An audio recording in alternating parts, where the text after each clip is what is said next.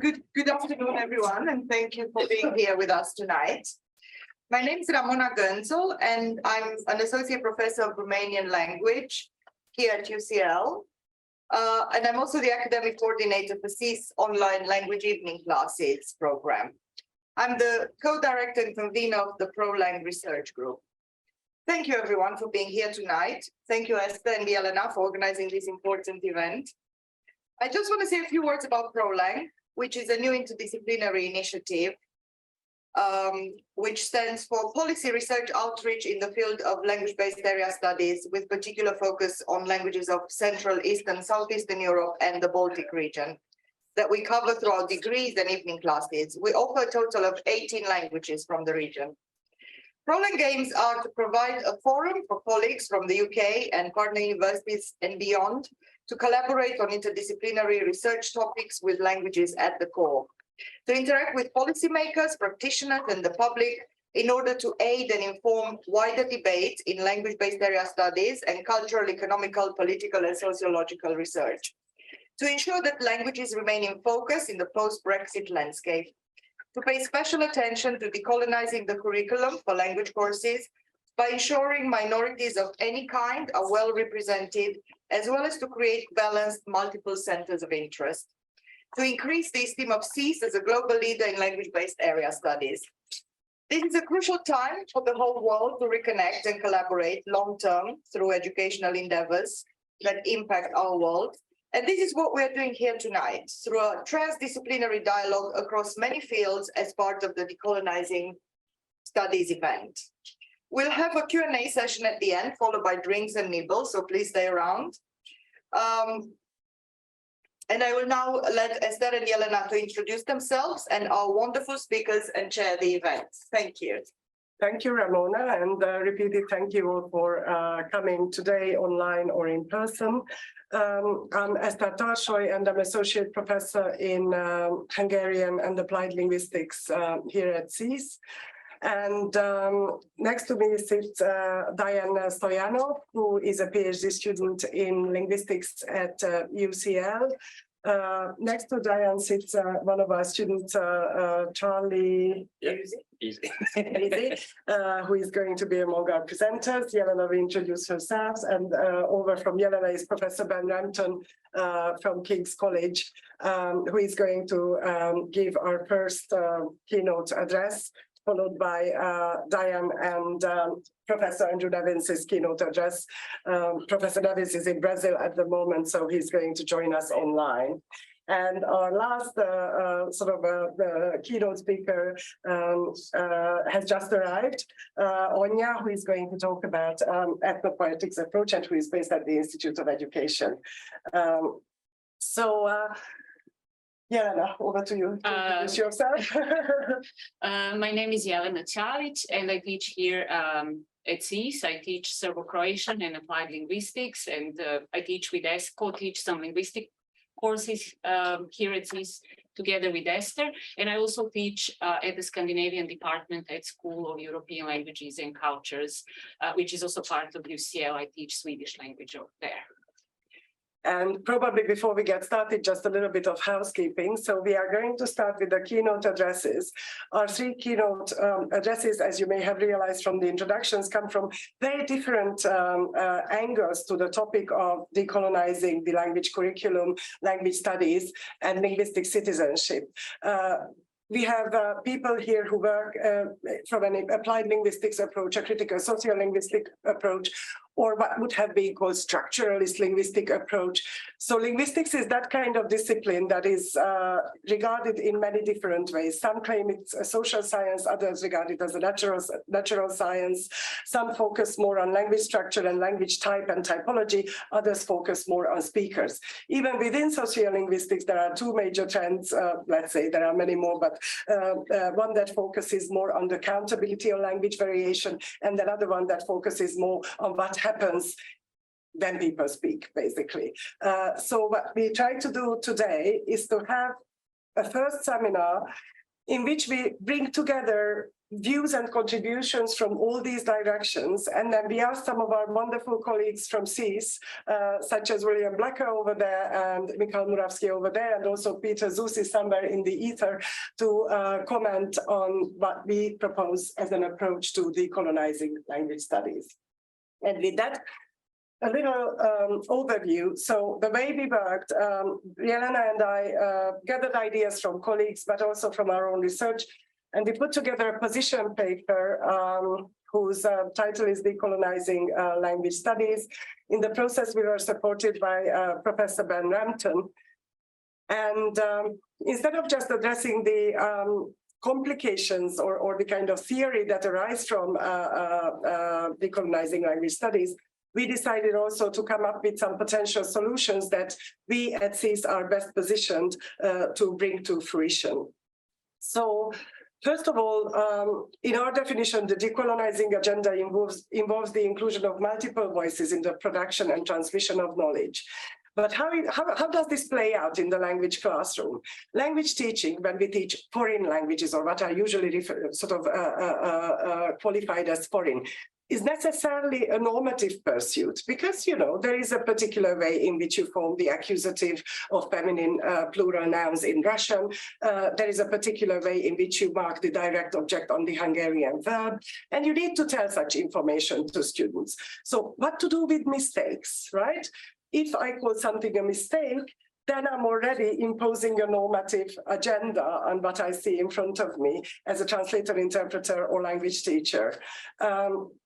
But also the languages we teach at SSEES, so there's also a different way, sort of like a broader, a wider angle to look at this. The languages that we teach at SSEES are often termed East European languages, or the languages of Central and Eastern Europe. This is probably a fairly neutral term, yeah? Although sometimes mentioning an area is already a little bit problematic. But then these languages also are sometimes referred to as exotic. So often we hear it, you know, even in kind of like academic administrative parlance, we hear words like the exotic languages of SSEES. That means languages like Polish, you know, which is the largest migrant languages of the United Kingdom. Exotic, right? But also sometimes we hear terms such as non-Russian. Think of Ukrainian for a minute, right? I need to say no more. So obviously this is very problematic when on the one hand we have the languages of Central and Eastern Europe, including Russian and including Serbo-Croat and including Macedonian and including Ruthenian and including Romani. And those are not only compared constantly against the so-called large languages of Western Europe, or the languages which build some kind of a global empire for themselves, but they are also relativized compared to each other. So we have a tricky position here in SSEES with regards to layers of decolonizing. And I think we are very well positioned, on the other hand, to see how decolonizing is really relative. It's a relative concept. It cannot be perhaps brought down to, you know, a colonizing power and the colonized subjects elsewhere. It is more to be found in the power dynamics between these subjects and actors. So some productive complications arise from this. Decolonization ideally could be a bottom-up incentive, which enables those who feel in a marginalized position to have a voice and take part in social action. But on the other hand, for it to be effective, you need a level of institutionalization, and the institutions tend to spread knowledge and power, not in a bottom-up, but in a top-down dynamics. Now, we try to match this, to bring this to bear to our teaching of languages and teaching of foreign languages. We try to match this with a notion in contemporary sociolinguistics, which is that of linguistic citizenship, first proposed in South Africa and for various colonial and post-colonial contexts. And this is, as defined by William Stroud, a political stance on language, according to which a subtle sociolinguistic understanding of the ways in which language operates in society and positions people in society influences the access that these people have to whatever they want to have access to, whether that's capital, whether that's intellectual resources, social resources, and also on the way they have access to political participation and also higher education. Linguistic citizenship, as opposed to, say, a language rights or a linguistic human rights approach, linguistic citizenship is always a bottom-up development, where the primary locus of engagement of either the observer or the researcher or the person who is developing their own voice is situated in the communicative events which happen in day-to-day interactions between people and which are well suited to be studied with participatory methods and with linguistic ethnography. And we will hear some more details on how this is done, both from our students who are going to present in the second half of today's session, and also from the keynote speakers. Now, language studies in higher education, like I said, are in general problematic because often language studies promote a monolingual agenda unwillingly. Why? Well, because what is taught is often regarded as the foreign. Yeah, that's why I kept using these scare quotes in the introductory part of my talk. Yeah, so these are foreign languages. But what if these foreigners live right next door to us? What if these foreigners are our Turkish, Polish, Ukrainian-speaking neighbors? And not only they are Turkish, Polish, Ukrainian-speaking neighbors, but they keep shifting in and out of those languages and English and probably a number of other languages. So where is the foreign then? Where is this foreigner? Whose language we are learning. So sometimes it is also unavoidable that language learning, language teaching exoticizes the language. So the language is located somewhere out there, somewhere where you have to take a flight to go to, boat, train, right? So you have to travel to this faraway exotic land. But can we bring these exotic others, these exotic looking subjects whose language we are trying to learn closer to each other, and can we look at those who live on our doorstep among these speakers? So here I am not advocating for the native speaker as an ultimate source of knowledge. Anyone can teach and talk about languages which they know. But obviously the recent events, the Russian invasion of Ukraine and its consequences reminded us in a very painful way that the foreign languages that we study have speakers who live side by side with us, whatever the reason is. Often it is the result of trauma that we find ourselves living side by side. Often it is, willful decisions on migration. But often there is also, even if not war, but there is an underlying unequal power dynamics between those people who migrated to a place and those who are from that place or who regard themselves as initially belonging to their place.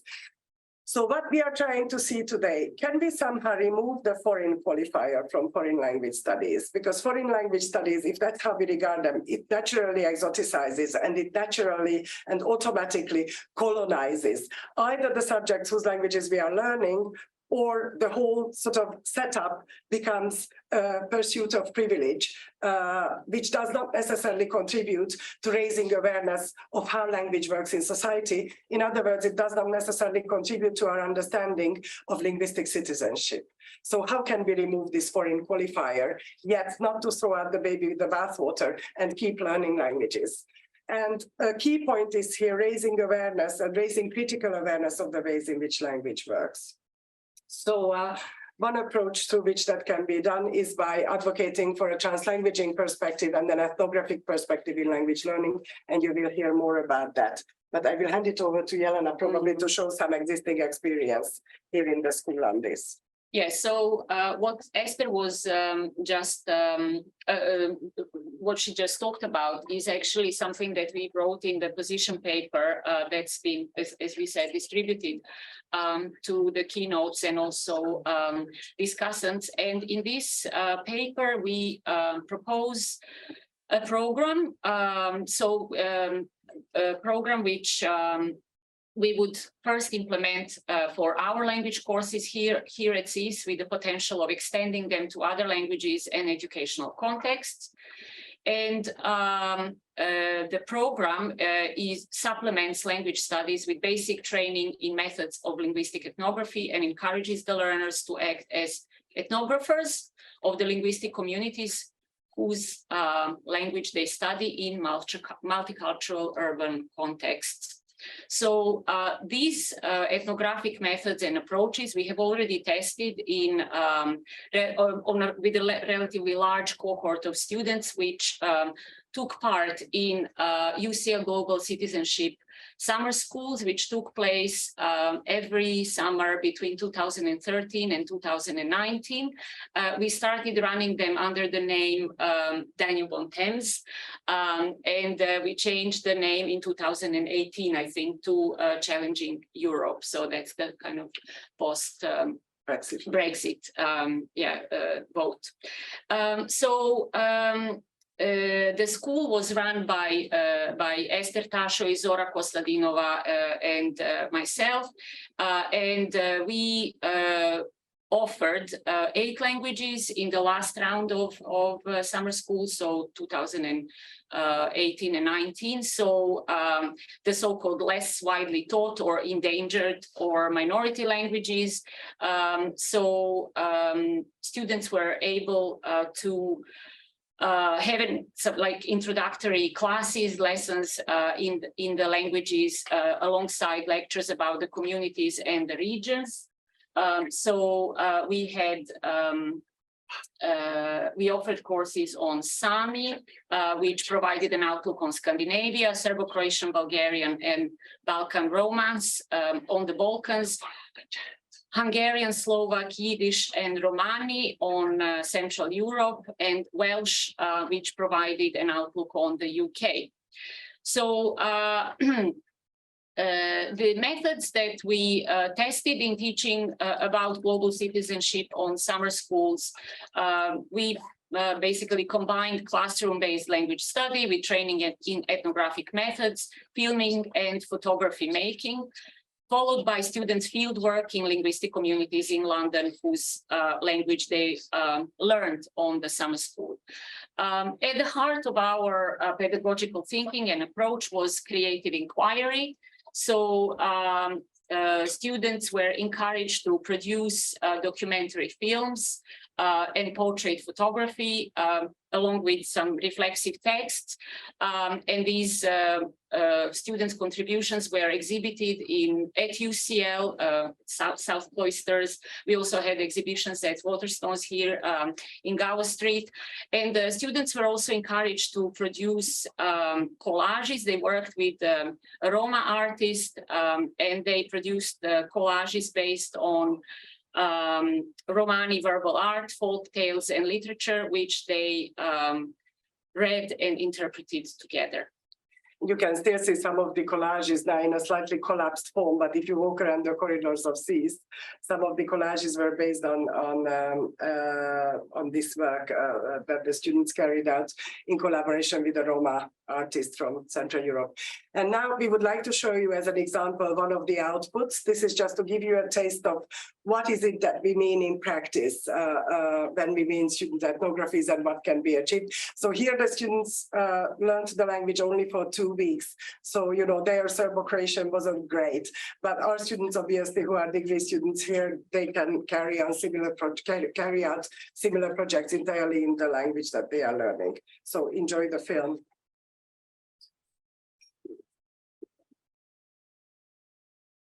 I'm doing it from here. Okay. Thank you.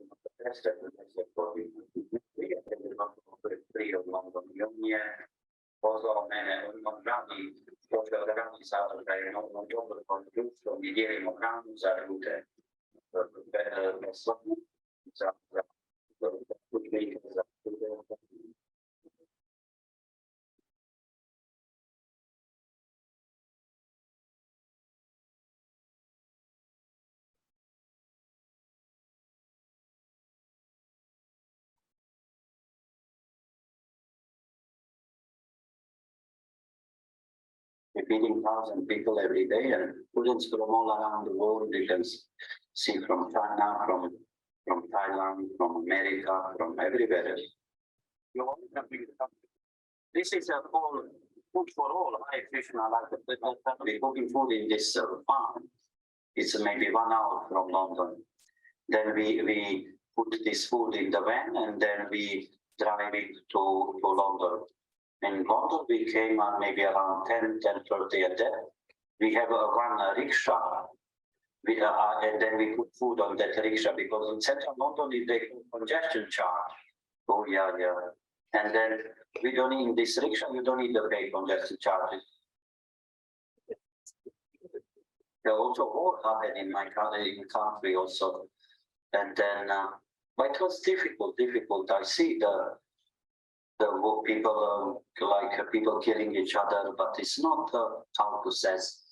You can, for example, in Croatia or Serbia, you cannot recognize who is Serbian, who is Croatian. I was searching answer why all this war, why, and then I started reading books, and it somehow helped me. And then, because explain it, we are not like American or Russian or Croatian or Serbian. We are the soul. In Hare Krishna, we try to go beyond nationality, because nationality is also some kind of order. We try to see we are all human beings. If you're hungry, for example, everybody feels the same. Or if you feel cold, or every mother feels safe for the child, for the son, for example. Doesn't matter, maybe Muslim mother or Christian or American, Russian. We try to inspire people. It's not only about food, but to share, and then maybe in their life they see how it's nice to share, and in that way little inspiration. There is this Beatles song, all you need is love, but it's true actually. If there is love, there is harmony, means no killing, no wars, no need weapon. In that way, the world can be that way, I hope.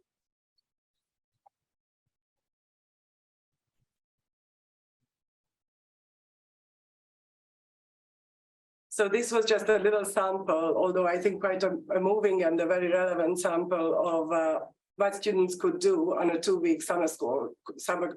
So these students who made this documentary, they studied Serbo-Croat for 2 weeks, and they managed to find a community member about whom they made this documentary film. But there was also portrait photography and reflexive essays.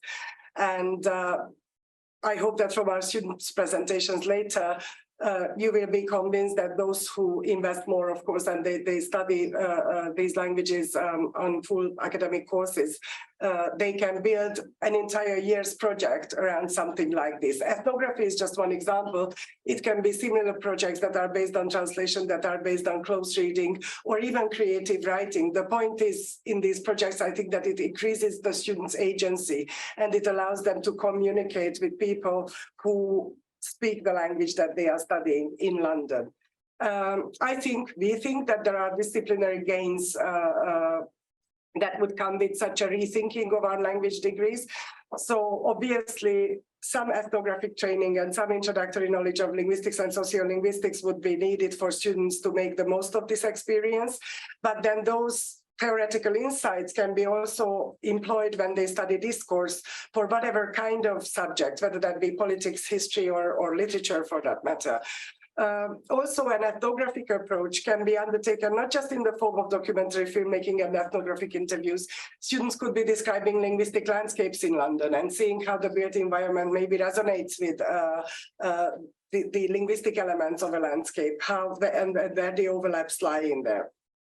And that would render language and culture studies more of an all-round intellectual development study rather than a skill, because language learning often is relegated to this area of skills development as if it was like learning to drive a car. And it's not quite the same, because those are cars and the speakers are humans. So there is a big difference in there.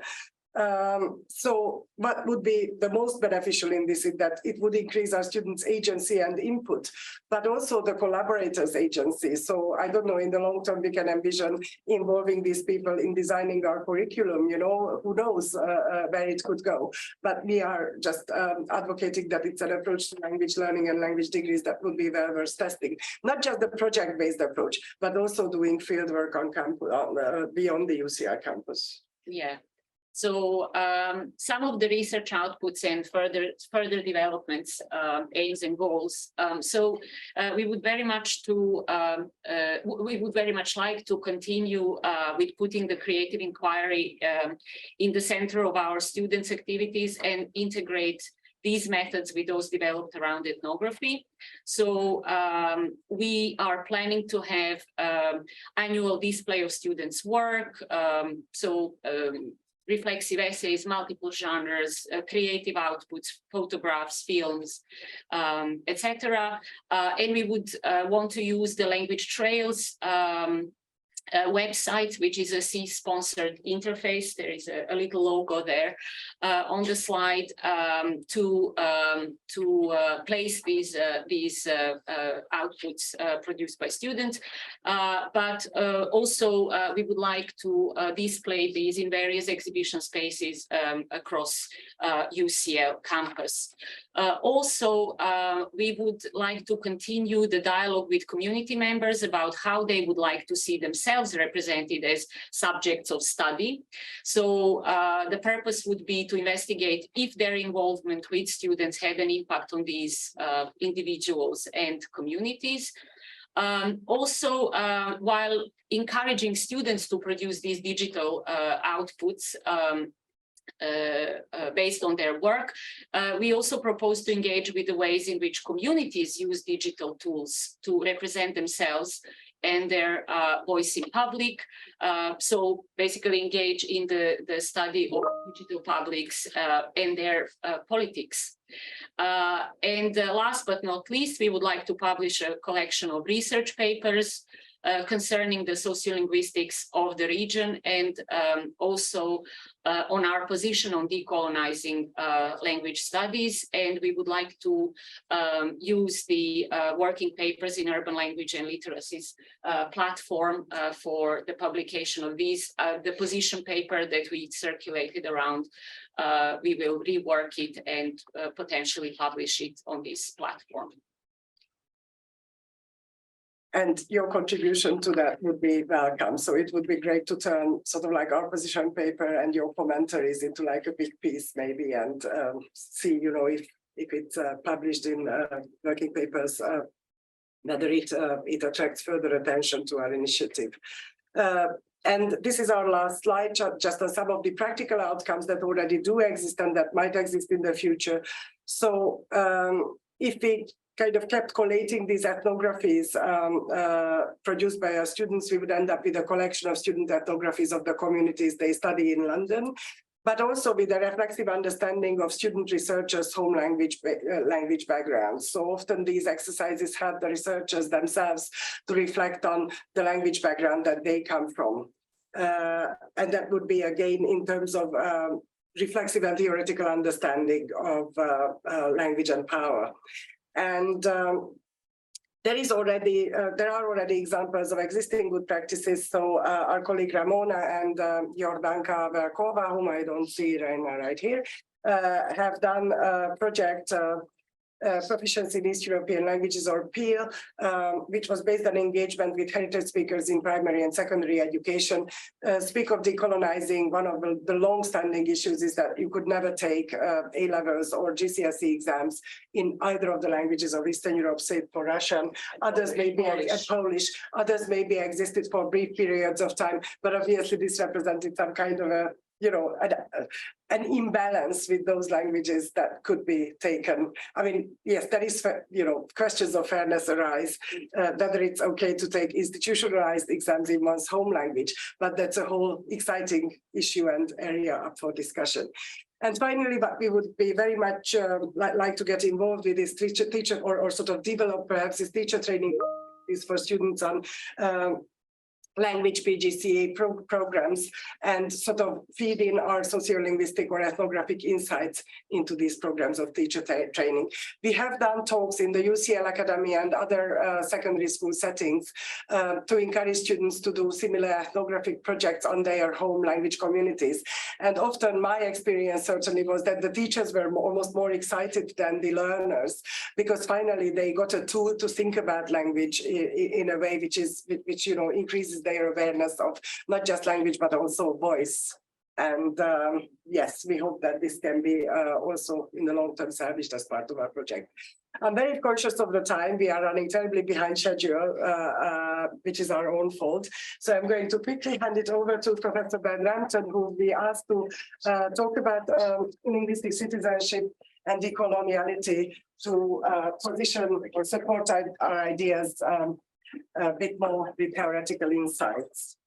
Well, thank you very much indeed for invitation to come. I'm from Kings, where we've been thinking along quite similar lines to Esther and Yelena. And I'm just going to say a little bit about how we've tried to put some, flesh on the ideas floated in, addressed in their wonderful discussion paper. I'll start off with a few words about the current state of play in sociolinguistics, applied linguistics, and linguistic anthropology.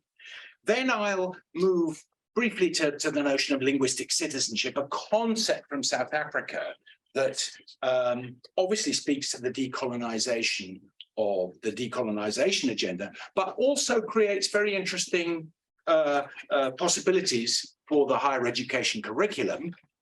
Then I'll bring in the sociolinguistic dynamics of a place like London and move to more explicit comments about the higher education curriculum and finish with some notes on how to manage the collaboration between universities and third sector, not-for-profit NGO organizations, where you find a lot of languages of the kind that we've been talking about. So first, language in contemporary sociolinguistics and linguistic anthropology, strong disciplinary base for the kind of study of language that we're talking about here.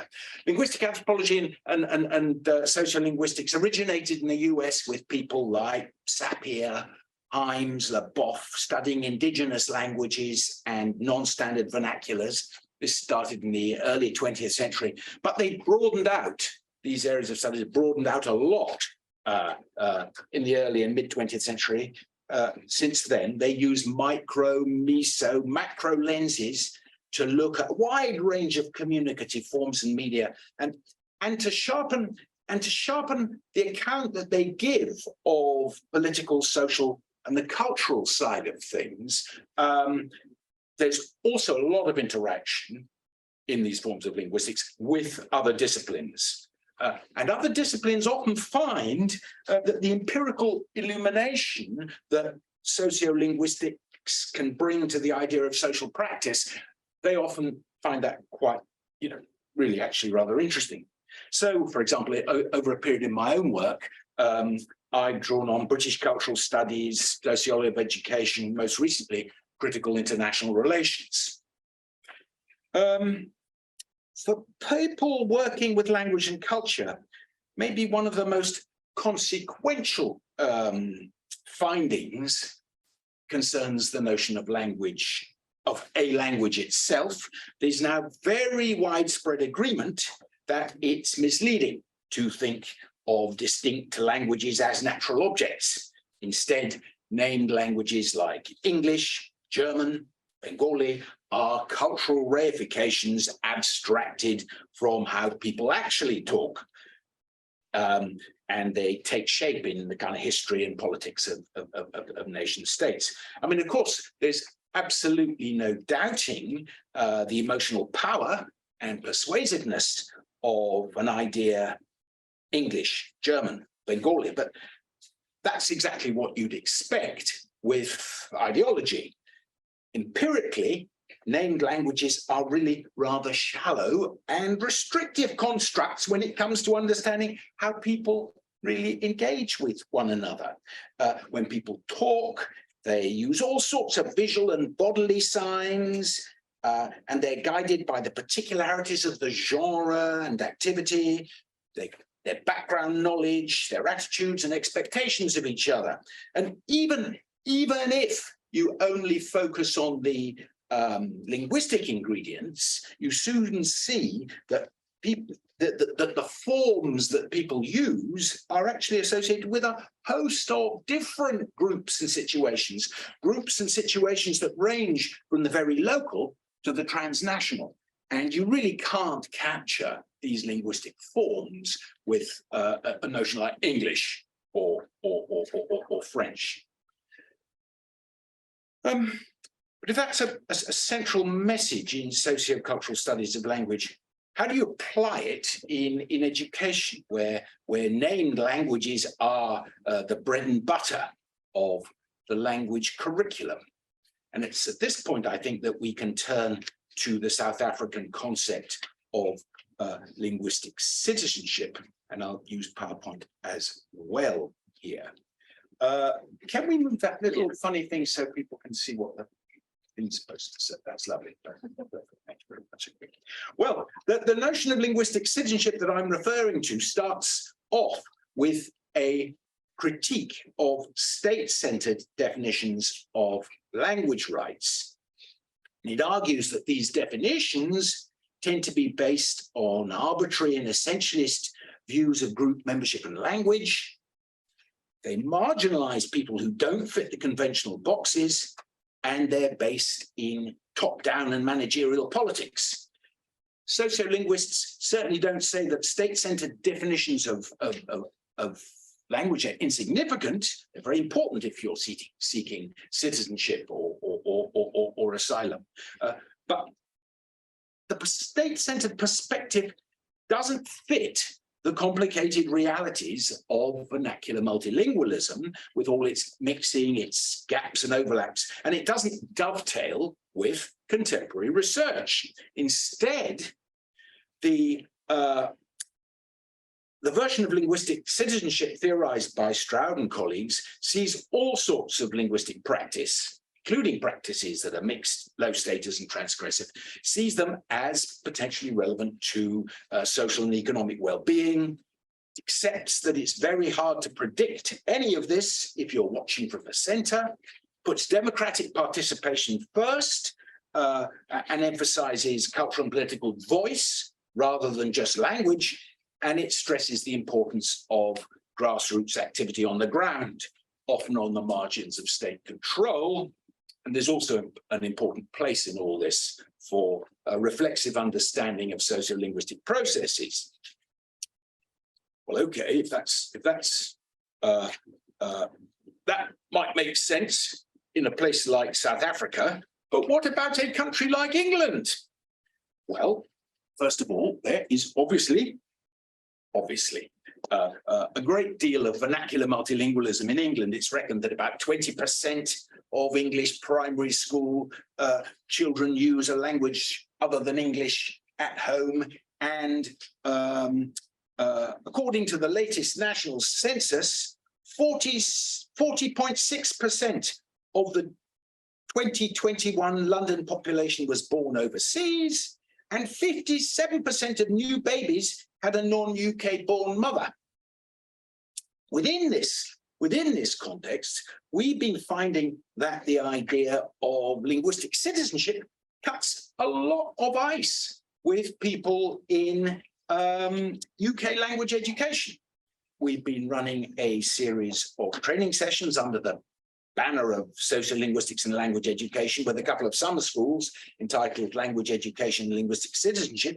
And they've been very, very well attended, with a good balance of practicing teachers, PhD students, and academics. We've been capitalizing on the overlap between Stroud's notion of linguistic citizenship and sociolinguistics. And we found, for example, that the idea of the total linguistic fact the total linguistic tract, an idea formulated by Michael Silverstein, a kind of central figure in US linguistic anthropology, that idea has been extraordinarily resonant. We presented it like this, and it does two things. First of all, it challenges the separation of structure, function, and culture that you often find in language teaching. And it says to teachers, okay, you might concentrate on grammar and vocabulary, gradually increasing their complexity, but all the time that you're together in class with other people, you're exposing each other to particular understandings of language in the world. And all the time you're being pressured to see yourselves as particular kinds of teacher and students, to line up behind particular kinds of authority and so forth. Second, though, the two-headedness of the arrows means that values and beliefs can be reshaped by what people actually do together. So teachers and students aren't irrevocably trapped in dominant ideologies, and there is scope for creative rearrangement in our models of the social world. Now, there's a very vivid example of this ideological reconfiguration in another concept that we've been working with a lot. In the last chapter of the book, Brokering Britain, Poitrel and Cook suggest that there is a marked difference between, on the one hand, seeing ESOL, English, they're talking about English second language, adult migrant learners. There's a marked difference between, on the one hand, seeing ESOL students as non-citizen outsiders who we assist to acquire the language and cultural norms of their adopted homeland, and on the other, seeing them as diasporic locals with their own linguistic, cultural, social, affective, and other resources, whose very presence reshapes the locality they live in. Indeed, it's actually very simple to engage in that kind of reorientation. In the average adult ESOL class, there's likely to be students who've been in London for 10 years, as well as just 6 months. And in fact, it's also very easy to see a lot of teachers as diasporic locals. And it releases classroom interaction from two ideological straitjackets. First, the equation of culture and expertise with just one language. And second, the idea that knowing more about a language's structures and functions means knowing more in general. Instead, if you think about a classroom as a gathering of diasporic locals, even though it really matters, English becomes just one thread in the webs of knowledge and experience that the participants bring with them. And that frees up a far richer set of resources, links and differences for everyone to learn from. Okay, so there seems to be a mesh here between sociolinguistics, linguistic citizenship, and language teaching. But what about teaching and learning in higher education?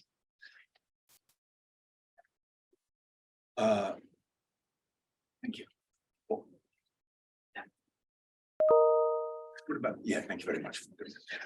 As I've already said, these ideas and perspectives that I've been talking about are backed up by a very substantial literature in sociolinguistics and linguistics that more than meets the intellectual requirements of a BA or an MA. And in addition, you could link this stuff with the interest that UK universities have in service learning, project work, student internships. Esther and Yelena's paper refers to the amazing multilingual Manchester programme, but as they show in their paper, there are other examples in the country, including their own work. And at King's, we now run a module on multilingualism, migration and diversity, which puts linguistic citizenship at the centre, and it combines up-to-date sociolinguistic research papers with weekly placements in non-profit language organisations. In fact, we've also taken advantage of the facility with Zoom that we've developed during lockdown. and built quite a lot of synchronous interaction with students and academics in South Africa and the US, capitalizing on the good links we've got with the University of the Western Cape and the University of Pennsylvania. So we divide the term into kind of 5 themes and examine their treatment, A, in UK and European research, and then B, in research from the US and South Africa. They come along, as you can see, to some of our synchronous sessions. The student placements that we do in language teaching organizations are also a very important part of the module. They're highlighted in green, and I'll close with just a few words about this.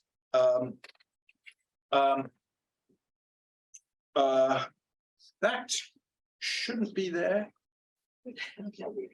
Oh yeah, yes it should. Yes it should. Sorry, I'm slower than I thought. Okay, now in our multilingualism module, we place students in English classes for adult migrants. And from what we've seen, it tends to be non-profit, third sector organizations rather than FE colleges that engage flexibly with the pressures and opportunities of contemporary multilingualism.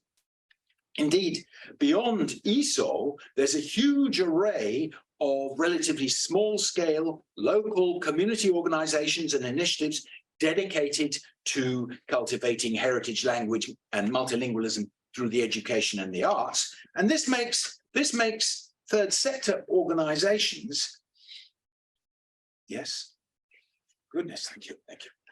This makes third sector organizations potentially important partners for universities in any approach that's oriented to linguistic citizenship, but it's certainly not straightforward.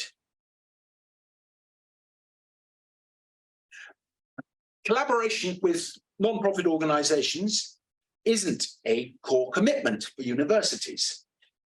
Hold on, I'll stick that. What's going on here? There you are.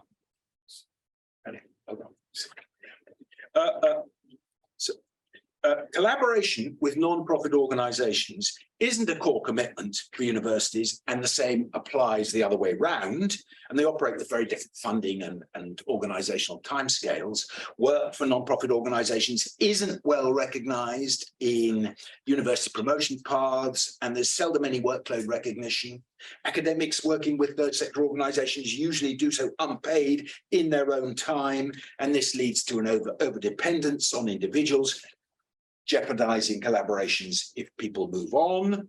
Certainly, service and local engagement often figure prominently in university mission statements, but from what I can see, they're often projectized and pursued in high-profile, world-leading challenges and competitions that are very different in spirit from the long-term, low-key conversations that build real trust and sustainability, holding collaborations between university and third sector organizations together.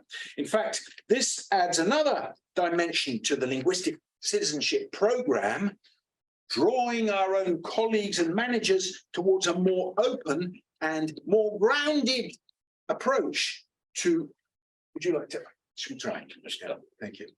Okay, open, more grounded approach to work with non-for-profit organizations. Practical steps could involve the things we've listed there, and I'm not going to read them out. You can just see the kind of things that they seem to be quite simple measures, actually, and it'd be great to just get them done, sorted at departmental level first. But you know, all of that takes local work. Elena and Esther start their discussion paper with 4 far-reaching questions, which you can see on the screen. I haven't answered them point by point, but I have tried to show that just how resonant these questions are with the kind of things that we've been trying to do at King's, and really looking forward to further collaboration. Thank you. So, yeah, good. Thank you. Thank you.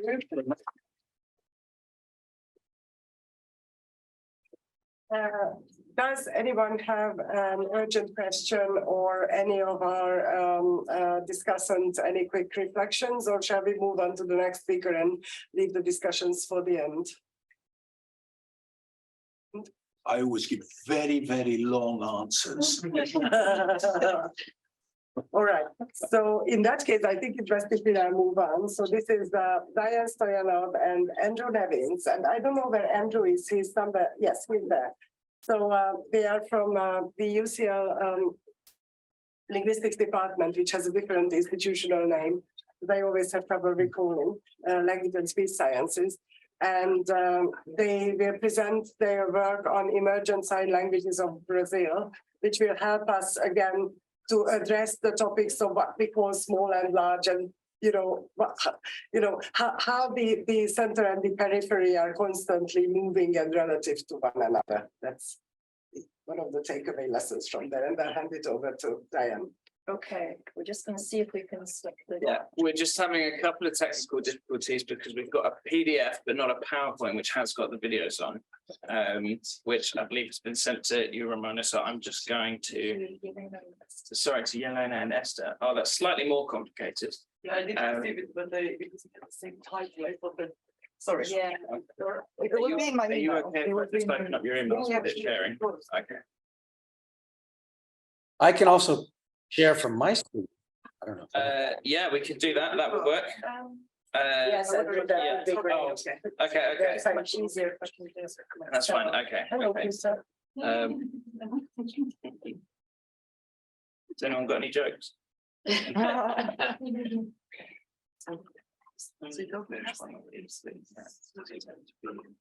So I've got it open now, if that helps.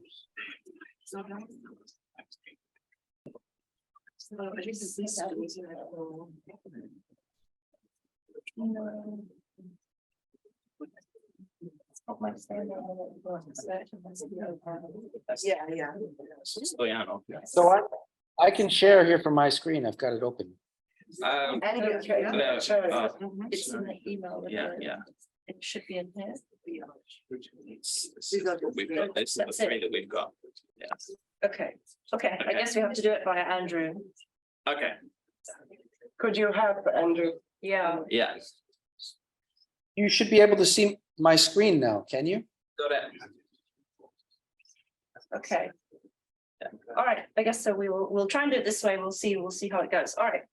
So yeah, Andrew and I are very grateful for this opportunity to talk about our work with an emerging sign language in Brazil from kind of a different perspective to how we normally present on it, in the sense that I hope what we can contribute today is more of a kind of applied case study of maybe how to apply some of the principles outlined in your position paper, and how we can sort of center or recenter the needs and the wants of a community of language users that we work with as researchers or as linguists together in a more kind of collaborative process. And of course, any invitation to speak at SSEES is an excuse to wear my Bulgarian shavitsa, so I'm very happy about that. So thanks for that as well. All right. So we can change the slide.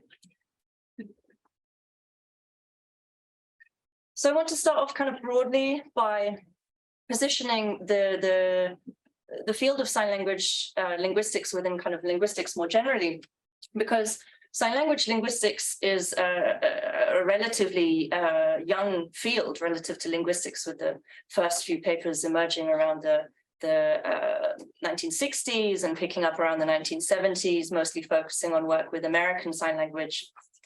Andrew, you can kind of put the points on as I'm talking about them. I hope you can match them to what I'm saying. And since the 70s, the field has really taken off, and work still mostly focuses around national, kind of often official sign languages like American Sign Language, Danish Sign Language, Chinese Sign Language. And I want to make a very important point here that these languages are not merely kind of counterparts to a spoken language that might be used in a country or with a given speech community. They evolve and develop quite independently. And so as a result of this, what you get is, in a single country or maybe language community, it's possible and very common to have multiple sign languages in use. So for example, you have British and American sign languages are not only kind of mutually quite unintelligible, but unrelated in a language kind of family sense. They have developed and evolved quite independently from one another. And on the level of sort of universities and education for sign language linguistics, you do have sort of specialty modules, like this module that the linguistics department offers at UCL. But what we find is that in kind of mainstream linguistics courses or modules, what I mean by mainstream, maybe I should say compulsory, modules that linguistics students have to do, syntax, pragmatics, semantics, phonology, sign languages are, maybe at best there's some throwaway mentions and at worst are, totally absent. And I should note that Andrew's phonology course is, of course, a notable exception to this. And on the level of kind of research, maybe beyond the university, but in kind of publications and conferences and, larger collaborative projects is a kind of another area where sign language linguistics maybe is a bit of a late bloomer compared to the spoken language linguistics world. There was a relative lack of sort of large scale data sets in corpus studies, making corpuses or corpora for American Sign Language, Chinese Sign Language, and so on. Took a longer time, when I was trying to get a date on it for the talk, the oldest mention I could find was the first corpus project with Australian Sign Language, Auslan, which started around 2004. And I think this is in part due to the relative youth of the field, but also in part due to some, practical aspects of the difficulties of working with sign language data, one in particular being transcription. And if we go on to the next slide, because there are multiple ways to kind of codify and transcribe sign languages, one of the more mainstream ones being sign writing, which was developed interestingly by a dancer, an American dancer in the 1970s, who came up with a few different codification systems for different types of movement, dance, sport, and so on. And one was sign language. Not American Sign Language, but any sign language as a modality, right, as a medium. And this system takes symbols for symbols for the configuration or the shape of the hands, and then additional symbols for how they might move through space or, contact the face or the body. So if we look in the top line, you have this symbol that's used to denote a flat hand, and you have two stars denoting 2 points of contact on the side of the head there to show that the sign for no in American Sign Language looks like this. And in the second row, the same thing, this square denoting the fist with these two arrows moving in a circle to show you that the sign for Saturday looks like this. And in the bottom row with the index finger, you have the one star showing that you have one tap or one contact made with two different points on the face for the sign for death, which looks like this, right? But this system never really took off. Still, to this day in sort of publications, journal articles, textbooks, there's glosses are still really the most prevalent way to depict sign language. So you have, a couple of images of a signer and then a gloss in the spoken language of, whatever language the paper is written in, be it English or French. Which is, kind of interesting. It means that still in publications on sign language or in discussions around sign language, we're still kind of accessing it through the medium of spoken language, right? Another language, another medium. Okay, we move to the next slide. And so today I want to focus on a kind of subset type of sign languages that Andrew and I work on together that are called emerging or village sign languages. And I think the easiest way to sort of understand what they are is to talk about how they come about. And where you tend to get these languages emerge is in a community with a few kind of key ingredients here. What you almost always get primarily or firstly is a community with a high rate of genetic deafness. Why might this community have a high rate of genetic deafness? Well, almost always because it is a small, homogeneous, and geographically quite isolated community. So the typical Genesis story goes, you have a cohort of deaf children, maybe a group of siblings or cousins who were born without a language model, right? Because they can't access the spoken language of the community because they're deaf, and they usually can't access the national sign language of that country or of that region because the nearest deaf school is usually very, very far away, right? These communities are typically villages that are quite rural. So cohort 1 grows up without a language model. But, let's say they grow up, they get older, they have children of their own. Deafness is genetic, so maybe some of their children are deaf.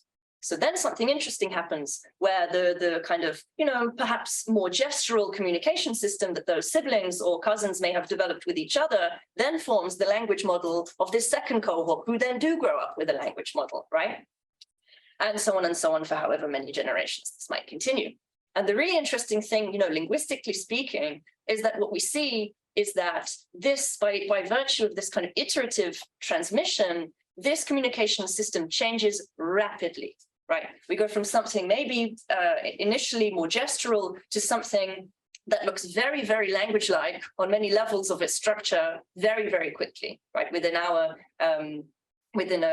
often a single person's lifetimes, where you have, various generations of deaf children be born. And I know this might be a new topic to people, so I've included a slide at the end for posterity for further reading if you want to see some really quite examples of this rapid restructuring that were quite groundbreaking in the field. And a couple of names here of some well-known and well-studied village or emerging sign languages, one in Israel, Al Said Bedouin Sign Language, and one in Turkey, Central Taurus Sign Language. But, much like, how national or official spoken languages might be treated with more sort of valor or legitimacy than maybe indigenous languages or minoritized languages, so also do emerging sign languages face a lot of the same issues of kind of underrepresentation, whether that be in research through, just fewer researchers focusing on them, fewer publications discussing them, or, in kind of resources themselves, either teaching resources or documentations of that language itself, or educational resources for the users of that language to access, education, be that in the national sign language or in the written language of that country, or otherwise, right? Or just education services in general.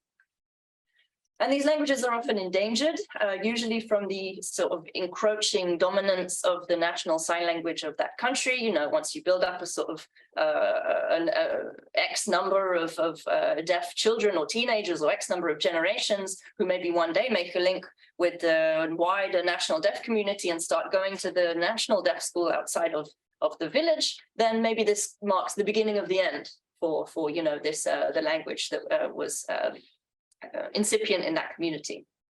And I would kind of make the argument that even within emerging sign languages, ironically, deaf signers themselves are underrepresented. You see this really interesting phenomenon time and time again, where, in terms of numbers, the critical mass of users of this language are actually hearing, right? If you have a village where you have 20 deaf people, and let's say for every deaf person, 3 to 5 of their closest hearing relatives, learns to sign to some degree of competency. What you end up with is, for every 20 deaf people in that village, you have 60 to 100, hearing people using this language on a daily basis. And I think this raises very interesting questions of kind of language ownership or control or citizenship. Thinking about it from the linguistic perspective, I find it hard to believe that on a long enough timeline, given this kind of distribution, this imbalance, that maybe accommodation effects from, constantly interacting with people for whom, the language you're sharing is not their native language, not even their native modality, right? Maybe effects are not going to become baked into the language itself after a certain amount of time. And so I hope to an audience like this, it kind of is somewhat self-evident that we should be studying these kind of languages, but I just want to make explicit a couple of reasons why that I think are, particularly convincing. One of them about the kind of value of considering some languages actually, in light of their political minoritization, often is really, really important to linguistics, and you can't, somehow concentrate on the pure linguistics of a language, right, without thinking about this to really understand them. And in Andrew's book, he has this great chapter on sign language phonology, right? It might seem like a bit of a contradiction because it has phon in it, but it's actually just the field concerned with the surface form, the structure of signs, right? What do signs actually look like? What are they comprised of?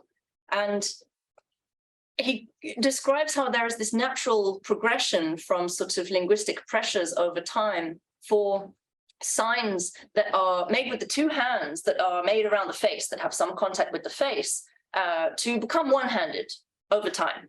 And this is motivated by reason of kind of visual busyness, let's say, because when two signers are actually signing, they're not looking at each other's hands, they're looking at each other's face. And this has been confirmed time and time again. It's kind of eye-tracking studies. And because two-handed signs that are made around the face, the two hands are almost always doing the same thing. So the idea goes, there's so much to concentrate when looking at the signer's face, right? Sign language makes use of facial expression, mouthing, eye gaze, head movements and all these kinds of things. If you have two hands doing the same thing, it's a bit redundant and it's one more thing to concentrate on. So, just because language is an evolutionary is affected by evolutionary forces, eventually one hand is going to get dropped, right? And this played out in a very interesting way with American Sign Language in the 20th century, during the time when schools, including deaf schools, were segregated. And whilst in the white deaf schools, you had very strong pressures from a kind of ideology that's referred to as oralism, which kind of encourages deaf people away from sign language and towards spoken language, writing, learning to speak, whether or not you can hear. And this was very prevalent in white deaf schools, and as you can imagine, comes with a lot more mouthing and kind of borrowings from English.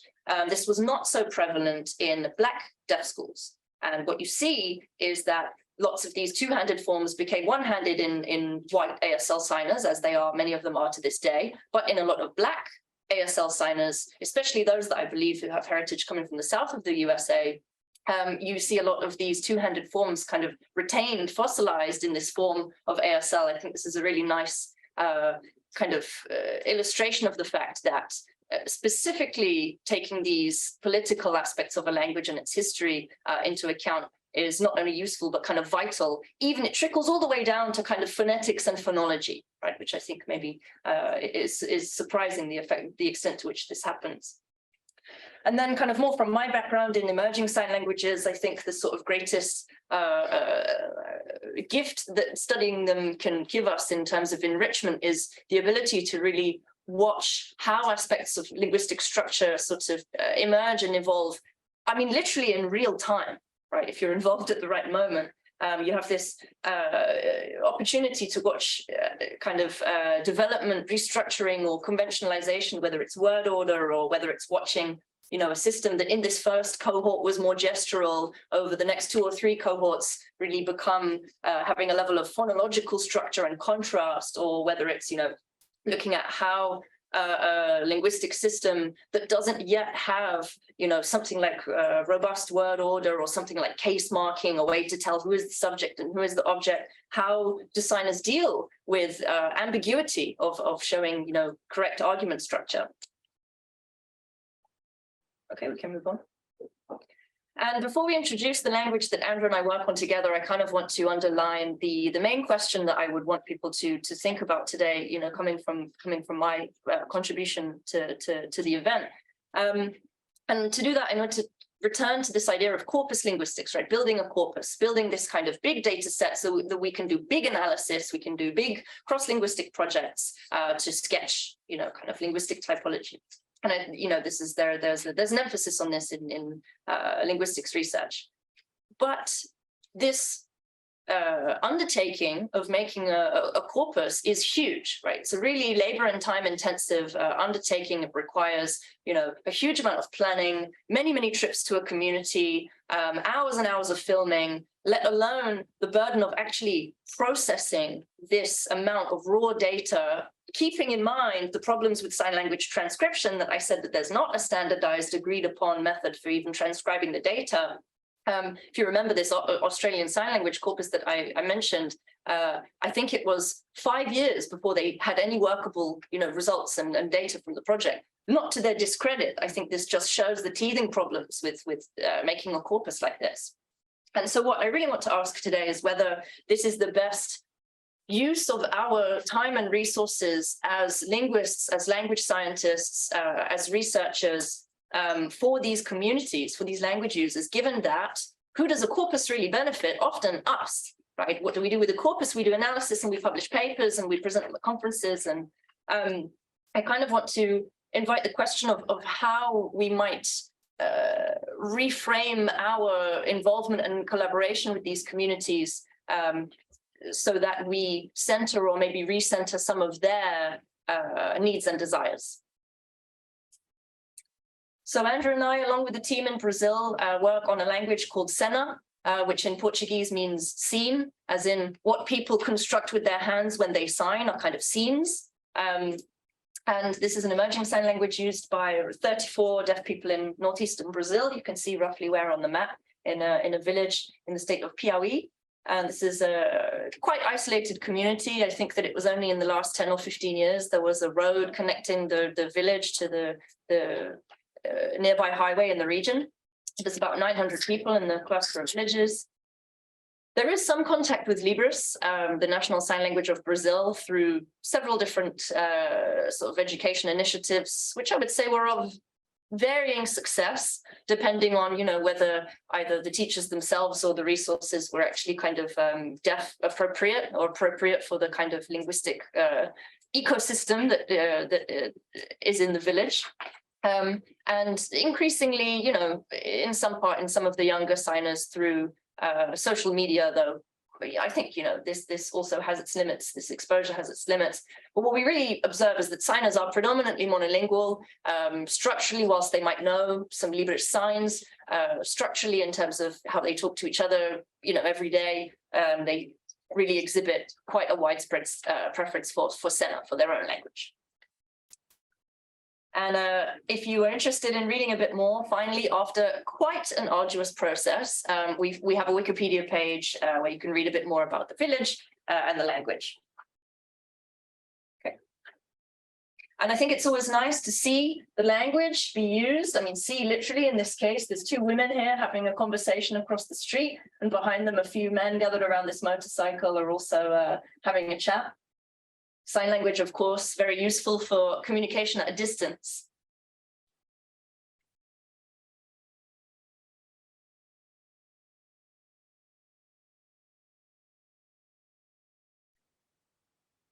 And I want to return to this idea of, what these languages and kind of their unique genesis stories, how they can often lead to quite unique aspects of linguistic structure with an example from our data.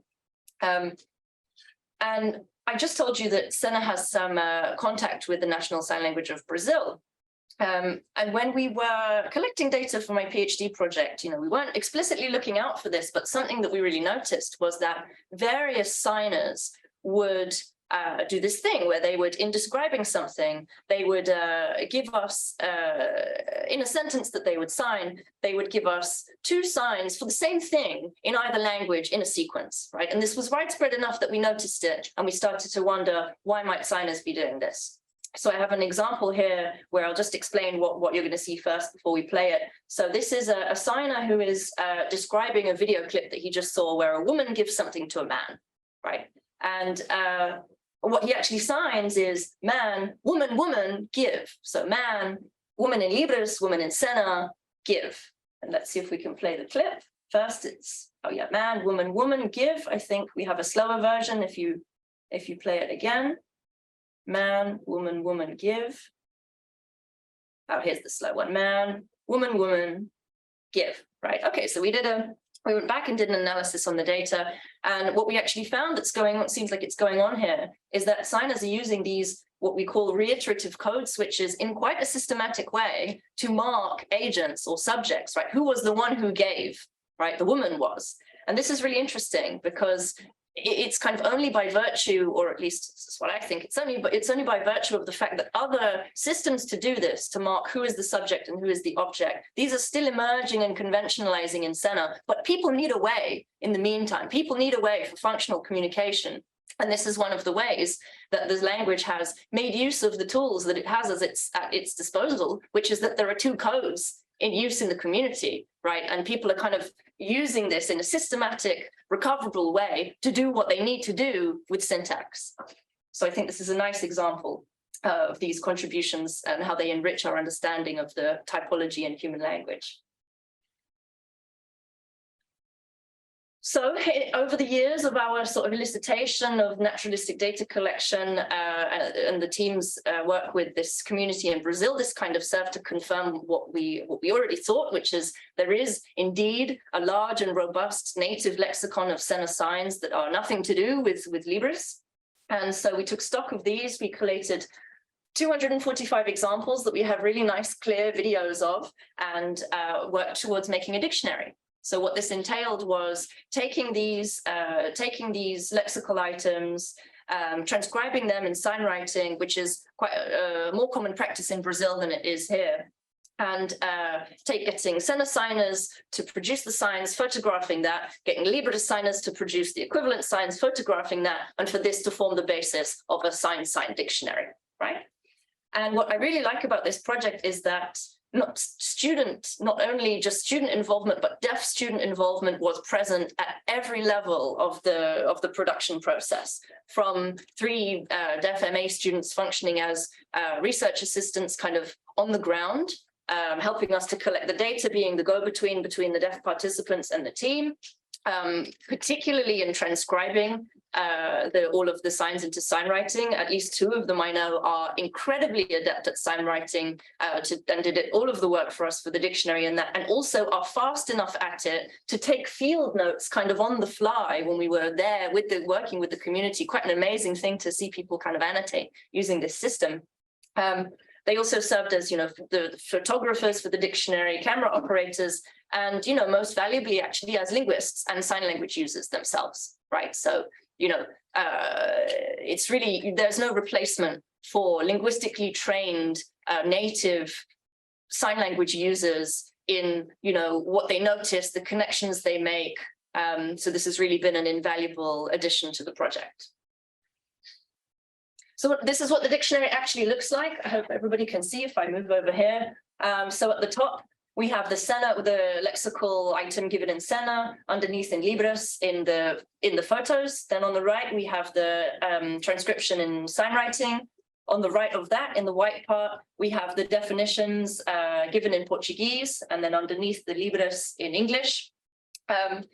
And when we were kind of thinking about how to put this together, the team really wanted one of the great aims of the dictionary was for it to be accessible and useful to actually the people to which are central to it, right? And so we wanted it to be accessible and useful to people regardless of what written language they may or may not know, regardless of what sign language they may or may not know, and regardless of literacy rates, which really kind of vary in the community. And so what the team did is they had this great idea to commission an illustrator. And this is what you can see at the bottom here. This entry is for the verb to finish. And you have, for every single lexical item, we kind of provide a visual definition. Some of them are very kind of conceptual, some of them are very obvious. Tomorrow, I think, was a particular challenge in how you represent that kind of visually. What it looks like tomorrow? It's a calendar, some kind of calendar turning to the next page. But none of them rely on text, right? They're all very visual. And we had an illustrator do all of those to make sure that, like I said, regardless of kind of language background or literacy, there is some way to kind of access not only the items themselves and what they look like, but the definitions. And the last thing we include in every single lexical entry is a QR code, which you can test out now to see. I don't know if it will, I've blown it up big, so maybe some of you in the front row can see if this works. We have for every item a QR code that links to a use of this sign by a SENA signer in context. So I think if you click the link, you might need to scroll over to the side. There's a woman in red, and she really clearly, you can see in her sentence, has this sign to finish. So again, we want the actual language users and the language in use to really feature prominently in the dictionary. Did it work? Yeah. Thank God I spent so long. All right, so here's the finished project and the cover of the dictionary. And just to wrap up, I want to talk a bit about the motivations behind it, which are, if I had to kind of summarize them all together, I think what the team wanted out of making this dictionary is some kind of, I even like the fact that it's a physical object to serve as the first real kind of concrete record of this language, separate to Libre, separate to anything else that exists out there in the world that is outside the realm of the academy, right? We've published some papers, we've given some nice talks at conferences, but actually it was very important to the team to do something that is outside of academia. And if we just continue. Yeah, and I think something really nice about the dictionary is on a more kind of practical level, it really serves to reinforce this idea of Sena and Libres being on an equal footing, because language ideologies, especially those of hierarchy, are incredibly pervasive.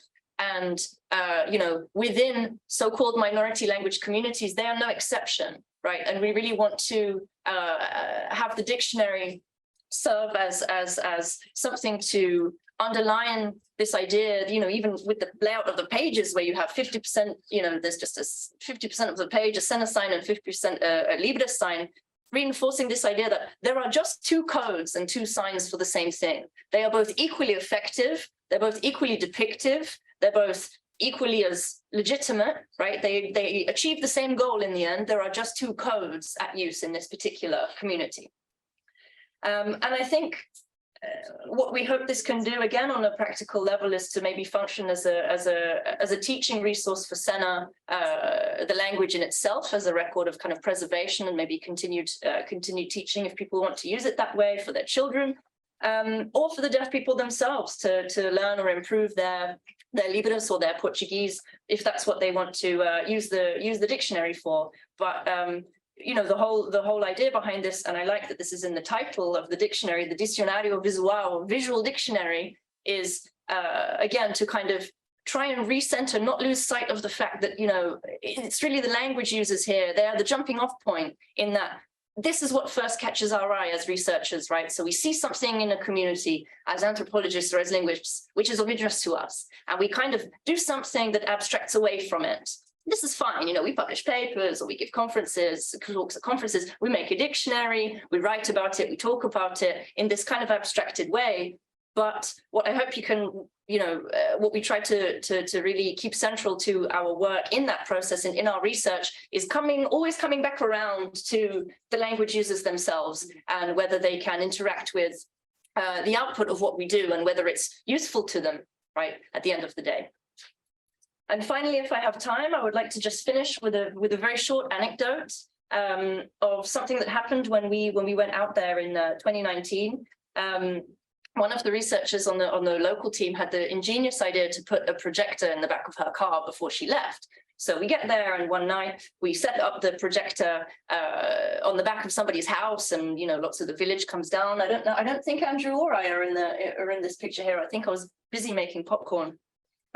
So we decided to show this documentary called Voices from Al Said. Al Said being the community that I mentioned before that has another quite famous emerging sign language in it, in this Muslim, Arabic-speaking population within Israel, right? So a very interesting situation. And so we show this documentary, which is about a young deaf boy and his parents trying to procure a cochlear implant for him through the Israeli healthcare system done in Hebrew. So there's all sorts of kind of, issues of disability, language identity, religion, cultural difference playing out. We could only find English subtitles for the film, but everybody kind of sat and watched it. And then afterwards we got, as you can see here, we put up Google Maps on the screen to try and show, this is where we are in Brazil, and this is where this place is in the desert in Israel. And kind of totally impromptu, one by one, deaf people started to come up to the front, kind of blinded by the projector, and started to share their experiences of how that film sort of made them feel and their reflections on it. I mean, I'm sure for maybe at least some of them, this was perhaps the first time they had really seen depicted a wider international deaf family or community or deaf issues kind of depicted. And so it was a really kind of beautiful, moving experience. And I think something, a note I just wanted to end on, because I think it's a, yet again, another example of how important it is to, try and think outside the box a bit in the research process or in the process of working with these kinds of communities. What can our presence give to them, as well as, what theirs can give to us? So I'll just finish with some thanks to our collaborators and some slides for further reading, if and when people want to come around to that. Thanks very much.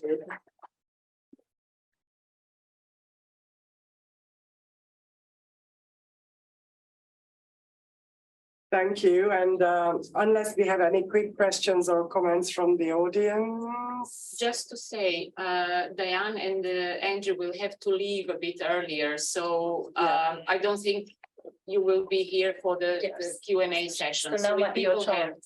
Yeah, this is your chance. Do you have any quick questions or comments to make? So I would like to reflect on this briefly, because this is obviously an emergent sign language in Brazil. So how is this relevant for us here? I don't think it needs explaining, but I think it's a reminder of what we can do collaboratively with communities, and also how we can use maybe our language teaching and learning resources to engage with the communities. Yes, probably in where these languages are spoken elsewhere in those exotic lands in Eastern Europe and Central Europe, but also what we can do together in London. So there are a lot of emergent contact languages, for example, as speakers of Romanian live in London or in Catalonia, and they come up with new language varieties based on their home languages and the majority language that surrounds them.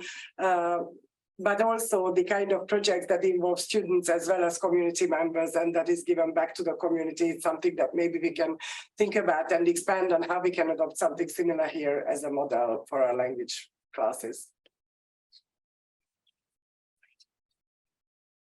Yeah, it's okay. Sorry? Okay. Do we have any questions to Diane now?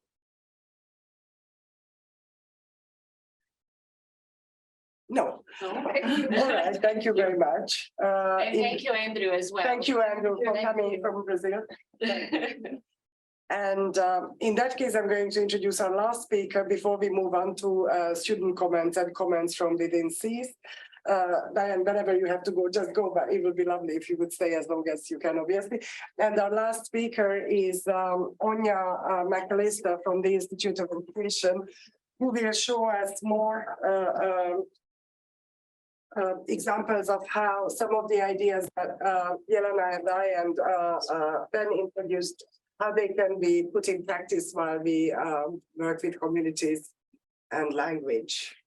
The singular is deliberate on language. Okay, so hello everybody, and thank you very much for asking me to come here to speak. I don't know how I'm going to follow each of those three fantastic presentations, but I will certainly do my best.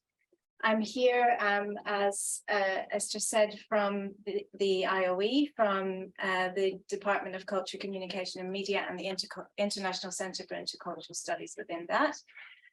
And I'd like to talk to you about the role of poetry in decolonizing language studies, and I'd like to talk to you about critical poetic inquiry and two methods that I use and that I'm putting under that umbrella: applied ethnopoetic analysis, which, as you know, is a linguistic ethnography method, and collaborative autoethnographic poetic inquiry, which I deploy pedagogically. And both of those methods are underpinned by dialogue, critical and translanguaging dialogue, and transcultural dialogue. I won't have time today to talk to you about that aspect of it, but I would like to talk to you about the importance of creating critical and translanguaging dialogic conditions for narratives to emerge using both of those methods. And of course, the purpose is to uncover, amplify, and provide space for the voice of speakers of other languages or non-standard speakers of non-standard English. And just to put this into context, I work with refugees and asylum seekers who are seeking access to higher education. And just speaking back to Professor Rampton's presentation, the participants that I work with are participants on a program called Reconnect, and we design and deliver that there at the IOE, but we work in partnership with an NGO, with a charity who has we have a long-standing, enduring partnership with them, and that charity works tirelessly to support refugees and asylum seekers into higher education at various levels. The cohort of students on the programme are often seeking access to higher education, not at undergraduate level, but at master's or doctoral level, and they come with often with very impressive accomplishments, and therefore they experience myriad barriers, not only in trying to access higher education, but in trying to access higher education at a level commensurate with their existing accomplishments. And the barriers that they face in seeking access to higher education are poignantly evident in their shared experiences on the programme and in the research. So I hope that we can explore a few questions here today. First of all, why poetry? Why applied ethnopoetics? Why poetic autoethnography? And indeed, why collaborative poetic autoethnography, and what are the necessary dialogic conditions for that? So first of all, poetry as a decolonizer it is, to engage in poetic inquiry and to write through poetry in academia as a way of doing identity. It's a way for the marginalized, both marginalized researchers and research participants to center themselves, to exercise agency, to resist symbolic violence. And in fact, poetic inquiry and the use of poetic form as an output in academia is an act of resistance. And in that it challenges Western epistemic traditions, which refuse to recognize other ways of knowing and other forms of knowledge. And poetry recognizes the creative as critical. A poetic inquiry recognizes the creative as critical and feeling as knowing. And just to refer to my favorite quote, poetry goes beyond the hard edges of fact to grapple with the truth.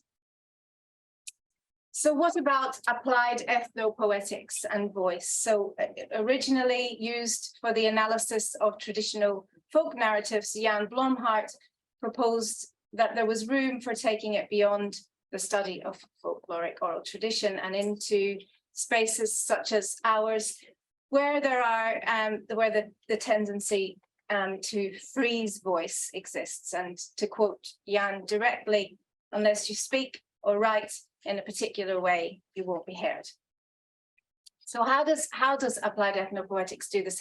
And excuse me if I'm telling you how to do your 2 times tables here. I realize that I'm probably in front of an audience of people who know more than me, but it's good to talk about it in any case. And so applied ethnopoetics re-articulates the voices of those whose speech may appear to be inarticulate, hesitant, or lacking in confidence, and brings out the implicit structure in their spoken discourse, and in doing that helps us see more of what is there. So how do we engage in this process of applied ethnopoetic analysis? And this is just a very bird's eye view of how we do it. We look for the most obvious markers first, for line breaks, for subordinate markers, obvious tenses and changes in tense, repetitions. It's a cyclical process, and when we've done that once, an initial impression of where we might break chunks of text, or stanza breaks develops, and we begin to get a feel for how we would separate a narrative into stanzas, verses, and acts. And then we go back again and we pan for less obvious markers, such as time markers, since, until, and we build on then those already marked units, so that eventually a clear narrative emerges. I must say that I forgot to say that I overlay the process of applied ethnopoetic analysis with a poetic rendering. So I come to this work as someone who writes poetry. And so for me, there is throughout the process, it's very important for me to resist that poet's urge to remove anything that isn't essential, which is what we're trying to do in poetry. And why is it important for us to resist this urge when we want to get to a crystallized and focused and potent image or narrative? It's important to resist that urge because narrators organize. They organize purposefully the contents of their narratives, and if we resist that urge, then what we do is stay true to the patterns which indicate verbal artistry. And this, in the context of the research that I do, applied ethnopoetic analysis has shown itself to be a means of recognition of marginalized voices and of the marginalized voices and refugees and asylum seekers who are seeking access to higher education, particularly because the participant voiced poems, and I'm going to show you one as an example of one next, in revealing the voices of those participants using applied ethnopoetic analysis, a systematic loss of voice as experienced by the participants as they seek access to higher education was also revealed. And it was attention to the inherent poetic patterning in their narratives that revealed that systematic loss of voice. So as I mentioned before, I am moving along an intersection from applied ethnopoetic analysis to poetry. And there are some interesting reflections for me at the point on that intersection. In applied ethnopoetic analysis, every word counts in the pursuit of truth. If we go back to Patricia Vezzioni's quote about going beyond the hard edges of fact to grapple with the truth. In applied ethnopoetic analysis, every word counts. In poetry, some words are superfluous and they get in the way of truth. Applied ethnopoetic analysis uncovers the rich complexity and sophistication in narratives which normatively are judged to be hesitant or inarticulate. Mm-hmm. Applied ethnopoetic analysis uncovers complexity in the detail of those narratives. Poetry fosters depth in simplicity and intensity. With applied poetic analysis, revealing what's paramount, what's most important, is revealing patterns in words and lines. So we're looking, when we're thinking about where we're going to break our lines, we're looking for a pattern. We want to make sure that we remain with that pattern and don't create a new one. But in poetry, space and lineation, of course, is also very important, but space between words is important. And how we use the page and how we use space is important, but for different reasons. In applied poetic analysis, attention to the detail of the patterns will uncover the overall structure of a narrative, and the onset of that narrative, what's ongoing, and the outcome are very important. And in poetry, the preoccupation is with show and don't tell, and as Emily Dickinson said, to tell at slant. We're less concerned in poetry with the onset and more concerned with finding the line or the image that will draw the reader in. And so how we, or what we see as a resolution, or whether or not we offer a resolution, that's going to be different as well. So when I'm moving from a text which has been analyzed using applied ethnopoetic analysis towards a poetic rendering of that text, I need to think about where to begin. I need to think then about what is essential, how I'm going to use space, where to end, how to ensure the centrality of the image. But why should I do that? Why is that a powerful thing to do? I might suggest for decolonizing languages, so that we can arrive at an emotional knowing that is crystallized and sharp and focused. And I offered this this image, which was constructed by one of the participants in an applied ethnopoetic analysis called Seeking Access. The image belongs to Muhtasen Al Ibrahim, and the poem, the participant voice poem, is co-owned by myself and Muhtasen Al Ibrahim. And he has constructed this image to represent the photographic image to represent his experience of seeking access to higher education. We then used that photograph as a data source, and we interrogated it further dialogically. I then ethnopoetically analyzed his narrative and applied a process of poetic rendering, and we arrived at this small house means stability. The light inside means hope.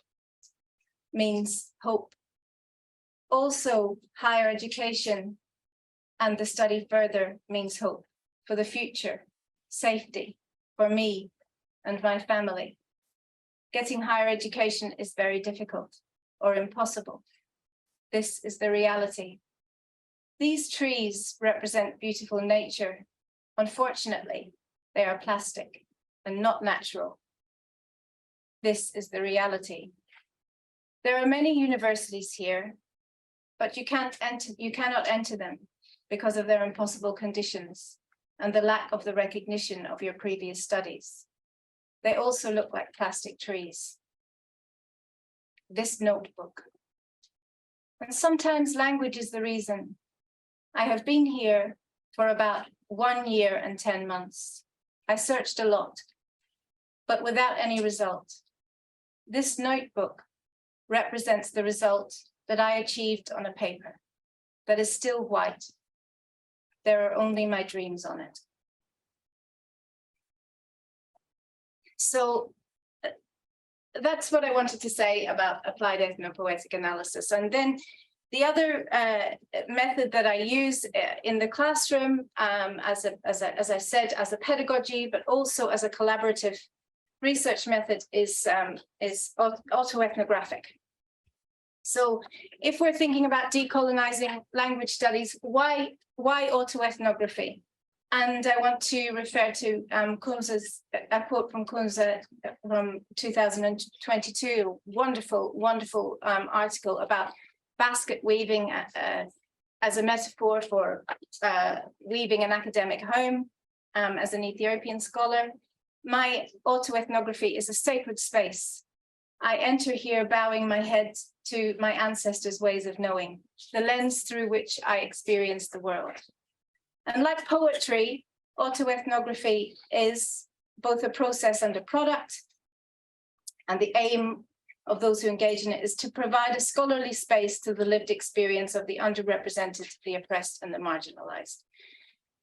And like poetry, which is an introspective, interpretive act of critical thinking, autoethnography commonly uses introspection to explore cultural phenomena and engage in robust analysis.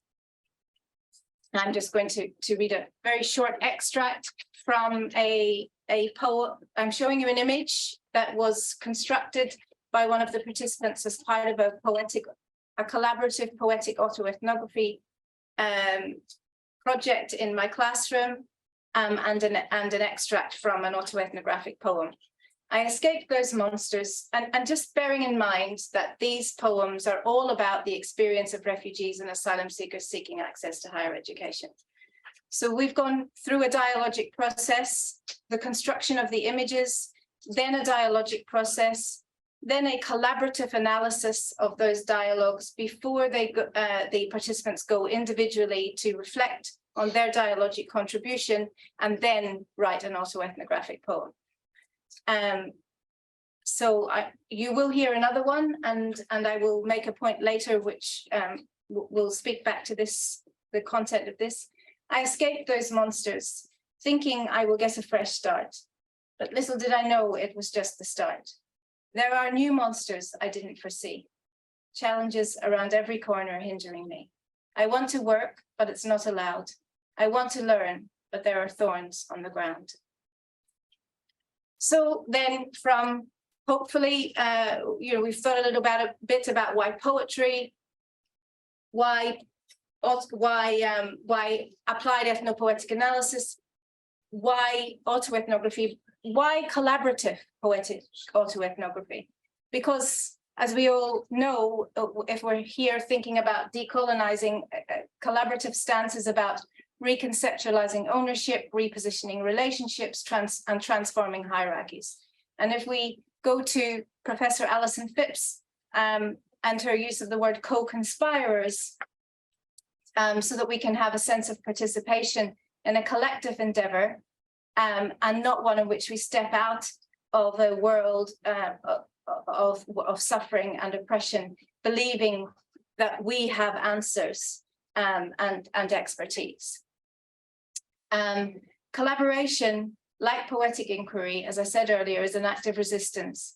It's an active resistance to silencing apparatus within academia, which is fed by colonialism, patriarchy, neoliberalism, and Western epistemic traditions that favor some ways of knowing and erase others. And very importantly, going back to the conviction that to be creative is to be critical, collaboration, like poetic inquiry, harnesses creativity to resist existing power structures which silence and misrecognize the marginalized.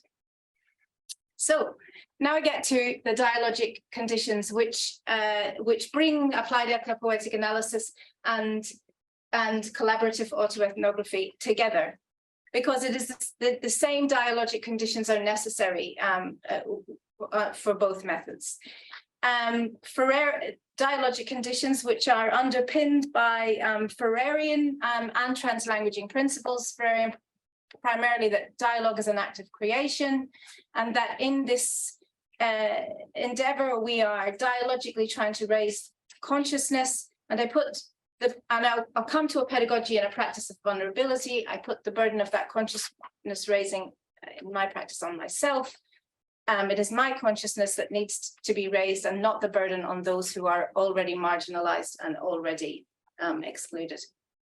But together we want to disrupt silences. And so again, in line with the translanguaging principles, we start with photoelicitation, drawing largely actually on Nicole Brown's work in identity box research, where the images that are constructed are the sources of data which are interrogated, in this case, dialogically. So really important to my work, and perhaps on another day we can talk about the intercultural and transcultural aspects of it.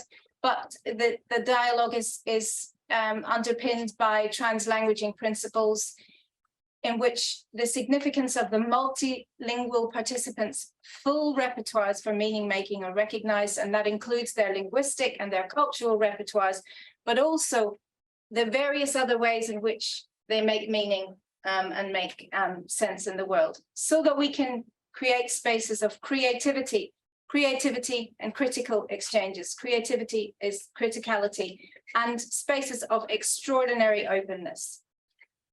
I just want to quickly again go back to how important a pedagogy of vulnerability is here, or a practice of vulnerability, an attitude of, or what Professor Li Wei calls co-learning.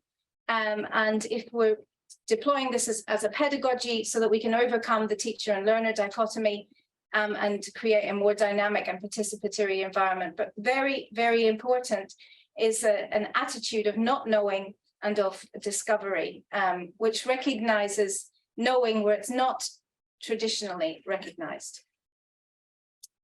And this is a very important point, and the next slide I hope will show why that translanguaging is about considering, although it's about more than the fact that they're multilingual, and it's drawing on their linguistic and cultural repertoires and other ways of making meaning. We recognize that bilingualism or multilingualism is integral to the students' lives, and so we weave that into the classroom. It's key that we draw on it. All knowledge acquired in all languages in all cultural contexts is absolutely central to what we're doing.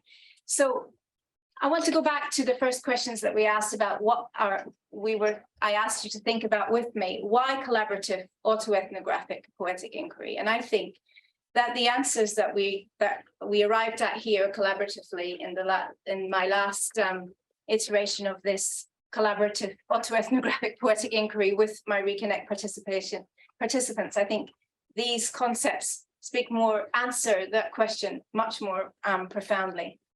In our collaborative analysis of the dialogues that participants had, one of the participants said, when talking about why poetry and what is autoethnography, when I suffer, I don't say I suffer, and excuse my accent here for anyone who speaks Arabic.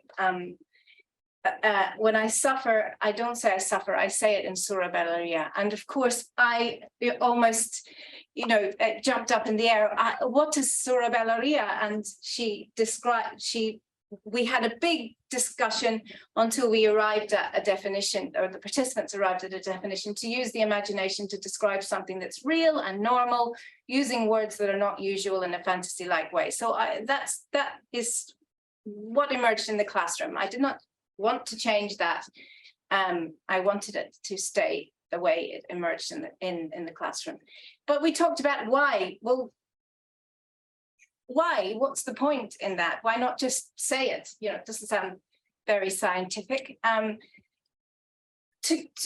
these are the reasons: to kick in our imagination, to fly, to feel and to understand feelings, and therefore arrive at a deeper emotional knowing, and to find the uniqueness in moments. And then, of course,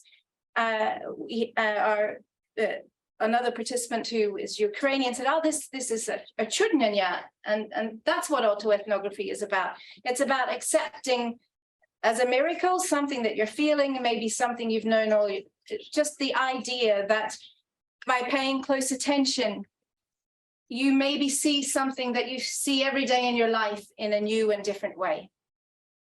So, to me, the fact that these concepts emerged in a translanguaging space demonstrates the importance of creating those kind of spaces, and how significant it is to make sure that we are facilitating our participants to draw on their full linguistic and cultural repertoires. I just want to go to a clip, a film. A film. What's it saved under? It's on my computer. It's not there. Okay. Okay. Okay. Email it. Okay. All right. Well, I'm just going to read this poem, and yeah, we can finish with the clip. Okay. Right. We'll yeah. So just a couple of findings that I think are really important for me to share with you today. Some findings, obviously there are others, about the experience of refugees and asylum seekers who are seeking access to higher education and the kind of barriers that they experience. I mean, obviously, I put this one first because of what we're talking about, but language is a significant barrier, but more so it's an imposed barrier. So it's imposed, other people impose it. Whether or not it actually is a barrier is another thing for many of the participants that I work with. But really importantly, the experience of refugees and asylum seekers seeking access to higher education mirrors their wider experience of seeking refuge in a hostile environment. So what they're experiencing at the threshold of university is the same as what they're experiencing as they try to get asylum status in hostile circumstances. And the data shows that all of the participants come seeking safety, but a really important finding is that, and poignant thread that emerges time and time again, is that they don't all find it here. The opposite. And that is very much tied up with their experience of seeking access to higher education and what prevents them from getting access. And if you think about the poem about the monsters, that poem was written about seeking access to higher education. And the barriers that the participants are experiencing are pernicious and shape-shifting and life-delaying. And so this context is a context which is further protracting their displacement and therefore their experience of marginalization. And so that's why I think it's very important for us to think about methods, pedagogies, and research methods such as collaborative poetic autoethnography when working with marginalized learners and speakers of other languages or non-standard speakers such as refugees and asylum seekers, because that is their current reality, and we need to change that. I'm trying to continue to build a bridge between collaborative poetic autoethnography and applied ethnopoetic analysis. And one way in which I do it is to inform how we facilitate those dialogic conditions, so that in our dialogues, we're listening to each other with an ethnopoetic ear, which means to listen mindfully with painstaking attention to the inherent poetics and prosody in the talk of others. Yeah, and I would like to invite the students of Hungarian who are here to come forward. We already have students of Serbo-Croat and Romanian sitting here at the front. Obviously, you saw very detailed and elaborate projects presented by Diane Stoyanov and Onya Takalista, which is based on years of work and engaging in this kind of work.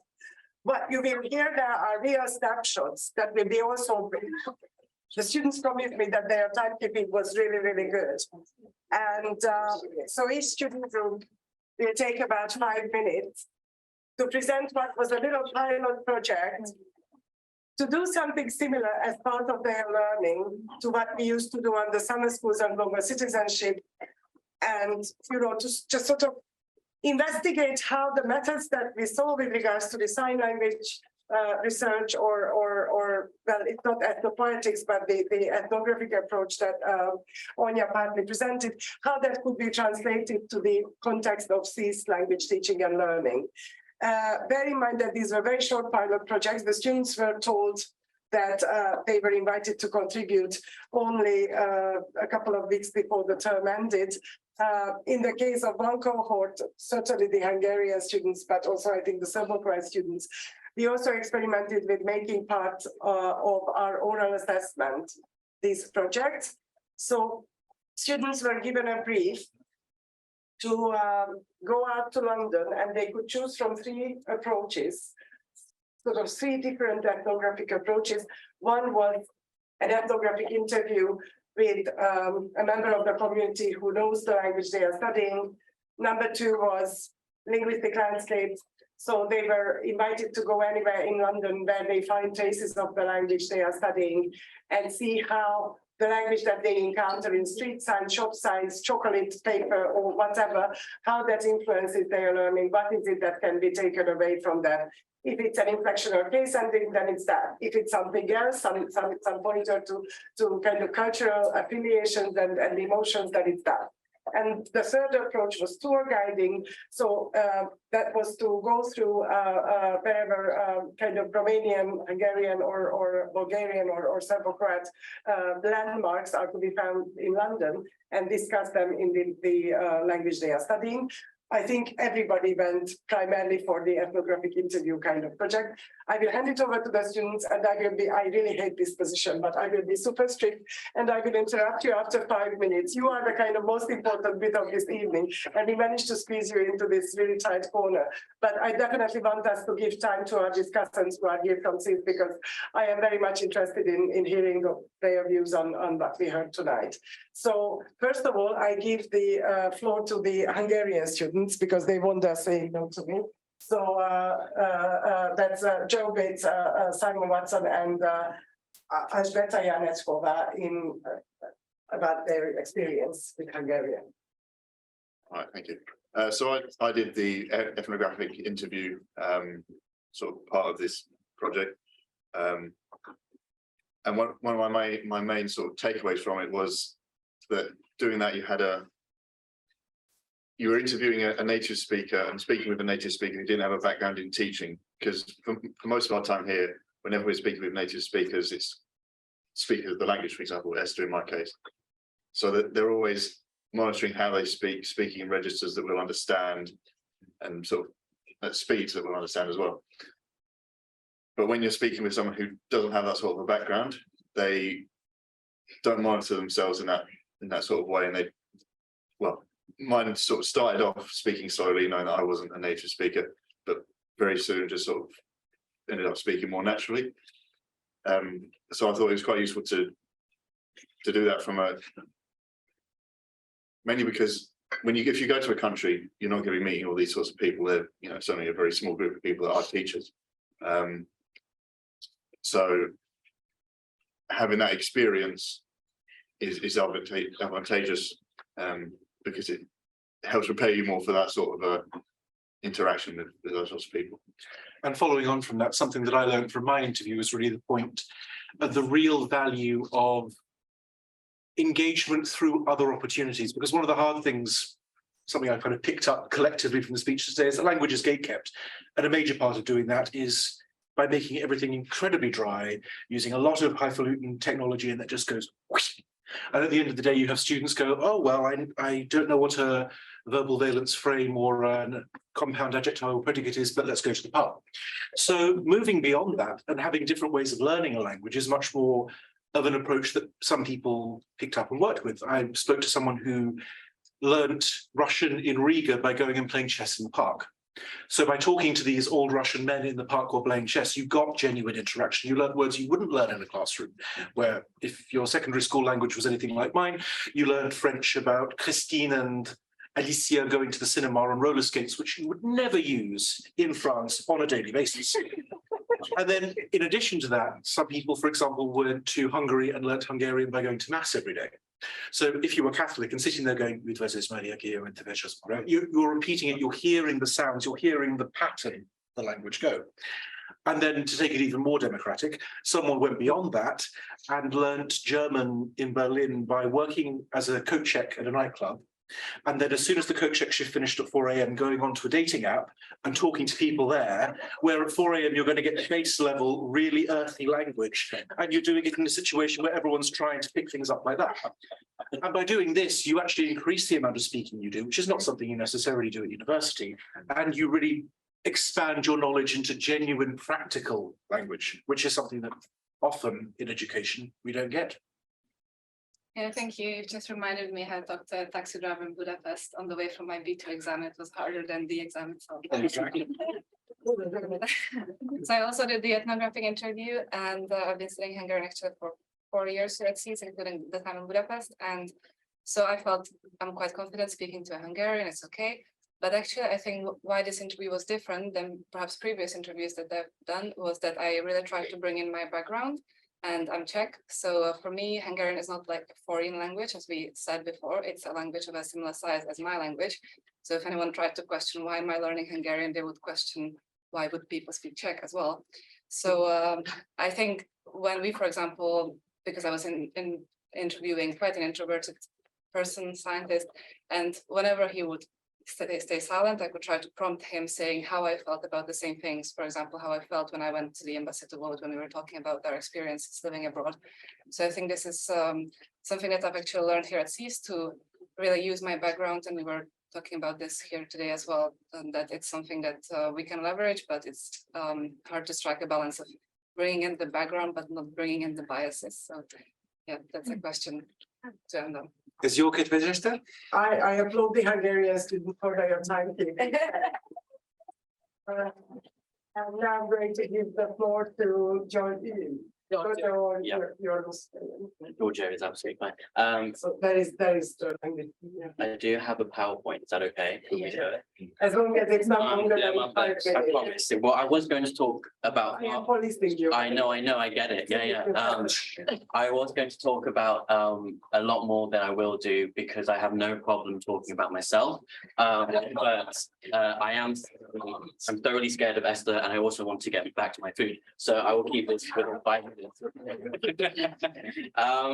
So I'm going to focus on my experience. So I've been learning Serbo Croatian with Dr. Čalić, and for my oral exam, I conducted an interview with a diasporic member of this speaking community. Going into the conversation, I had two main questions. As a child of the diaspora myself, not of the Serbo-Croatian diaspora, but of the Greek Cypriot diaspora, I was very interested in the way that displacement and feelings of displacement affect and inform one's relationship with multilingualism. And further to that, I was interested in the notions of time and space, and how do these two things impact our perception of who we are and our relationship with our languages, plural. So I was speaking with someone who is a second generation immigrant. Their parents left Bosnia because of the war in the 1990s, and she has grown up in Vienna, and her language at home is Serbo-Croatian, or I put BCMS so that no one comes for me afterwards. You can change 2 more minutes. Yeah. So these are some like basic some overall impressions I had about from her answers, to do with her childhood experiences and growing up being multilingual. And what was interesting to me is that school was a space where her multilingualism was highlighted as something other, and as something other than positive. The anecdote that she gave to me, which was quite interesting, was in a mathematics class, she couldn't say the word 333 without pronouncing the letter R in a Bosnian/Serbo-Croatian way. And so she spent that entire summer addressing that, and so then she could go back to school and say 333 in German. And as a result of that, I did notice in her answers there was this desire to really separate language, the two languages that she was communicating in. So for example, she did admit that she would not speak to her mother in Bosnian in public, so that people would not realize that they were not Austrian, which, you know, brings up a whole lot of other questions, which we don't have time to go into right now. You can change it. And then moving into adulthood, what was interesting is that that desire and that need for separation seems to no longer be salient.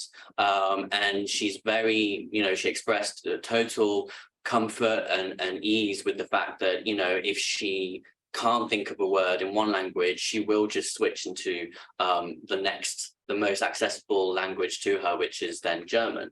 And then she did tell me this funny anecdote of when she was in Sarajevo with her mum, and, you know, her mum is a first generation immigrant. She was born and raised in Bosnia, but her mum, having now lived in Vienna for as long as she has, turned to their friend and said, Hana, imaš li freunda? And that was because the word that she was looking for in Bosnian just wasn't coming to her mind. And so, yeah, and so this, you know, there was a real sense of fluidity in terms of which languages we speak and time and space, and that was interesting to see how that has developed. And finally, this was just the final question I had. So, which is your mother tongue? And she said definitely both. We'll leave it there. Thank you. Thank you. Sorry, just before we wrap up, because if everyone's going to be, let's democratize going over time, just a few seconds from me. One thing that really struck me as important in the whole thing was culture. And this is something one of my lecturers here I'll give a shout out to. We had a project part of our year last year that was things every Russian should know.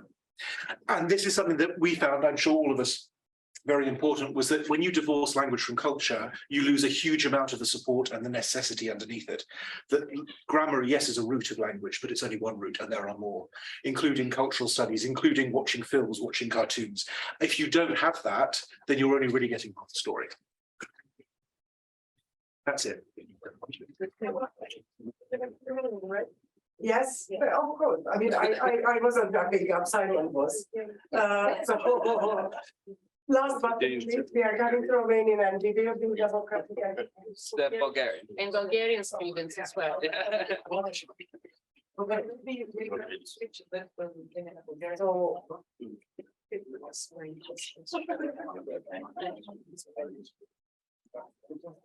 so as long as we stick to the 5 minutes.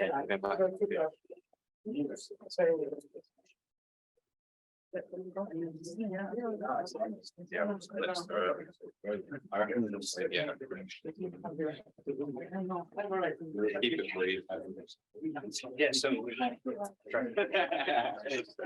Fair enough. Yeah, so same next slide. next slide here, just skip through a few, it's fine. So yeah, the main idea behind this project was to conduct an ethnographic interview, and we chose a Bulgarian priest in London, which we thought would be an especially interesting case, because priests work within a variety of spheres which come under broad headings. So you can do it as on the slide, yeah. So a priest will work in a liturgical context, so obviously you use liturgical language. In a pastoral context, so it's in hospitals, looking after vulnerable people, creating a sense of community, and also in a practical and administrative sense. So obviously 3 different languages there. Through this interview, we interviewed a guy called Father Dobromir, and we found that he had a strong desire to preserve Bulgarian, so his native language, but in his role as a priest, he often found himself using other languages, English, for example, as a liturgical lingua franca, or Russian or Serbo-Croatian when doing hospital visits, or speaking with people from that region in his congregation. Yeah, so just talking a little bit about the priest background. So Father Dobromir is actually originally from the city of Ruse, in the northeast of Bulgaria, which is located along the Danube River, and it's quite close to the Romanian border. And it's actually quite a homogeneous city. So over 90% of the population is actually comprised of ethnic Bulgarians, and the remaining 10% are Roma and Turks. So as an ethnic Bulgarian himself, and with Bulgarian being his mother tongue, he grew up speaking Bulgarian and was primarily surrounded by Bulgarian speakers almost exclusively. But later on in life, he undertook a PhD, which required him to read and translate in several different languages and interpreting many different texts. And this gave him a much greater exposure to languages such as English, Russian, and Serbian. And due to the demand for multilingualism in his studies, he came to be fluent in these 3 languages. And he also said it was particularly poignant as someone from the Balkans, because so many different languages are spoken in the region. It's quite characteristic for someone from the Balkans to pick up other languages, especially ones that are, sort of share a geographical or structural proximity to your mother tongue. So being a Bulgarian, obviously learning Serbian and Russian was relatively easiest, speaking to some Slavic languages. And So this multilingual outlook reflected into his profession later on as well. So before actually taking his current position in the Bulgarian Orthodox Church, Father Dobromir first came to the UK on a scholarship with Oxford, and during that time he was responsible for helping establish a Bulgarian community in Medway, Kent. And he also began to do some pastoral work there in local hospital, where he would essentially serve as a chaplain and act as an interpreter for people in the hospital who are unable to speak English. And a lot of them were incidentally served in Croats. So with his linguistic abilities I picked up during his education career, he was able to adapt this role quite well. And he would also continue to use Bulgarian as part of the community project as well. So it was a real mix of languages. And in terms of his career in the Bulgarian Orthodox Church, where he's currently based after moving out of Kent, even though he primarily operates in Bulgarian naturally, as it's a Bulgarian Orthodox Church and it's intended to serve the Bulgarian Orthodox community in London, a significant amount of Serbian and Russian theological literature in the church is also embedded within these religious practices. And Father Dobromir still finds himself having to call on his knowledge of these languages and also English as well as a lingua franca of sorts. And even in his post as a priest for the Bulgarian church, he can sometimes find himself using English or Russian more so than Bulgarian from day to day. So ironically, he's often using Bulgarian less frequently, despite, overseeing the Bulgarian Orthodox Church. And he does mention how sometimes he wishes he could speak Bulgarian more so than having to depend on these other languages, but he doesn't see multilingualism as a barrier by any means. He embraces the benefits it's brought in his educational and pastoral and liturgical affairs. So yeah. So we'll just summarize. So skip through a few slides. Hopefully they'll send out the slides and the script so you guys can all read a bit more of the interview. But basically, in summary, we found that the father uses language in a highly context-dependent fashion, which is relevant to his role given the specific, given who he's speaking to. He does have a strong desire to preserve Bulgarian, and especially with his children, but he sees the strong use in being multilingual. There's also a copy of the transcript and the video interview at the end of this slide, if you would like to have a look at it. Thank you.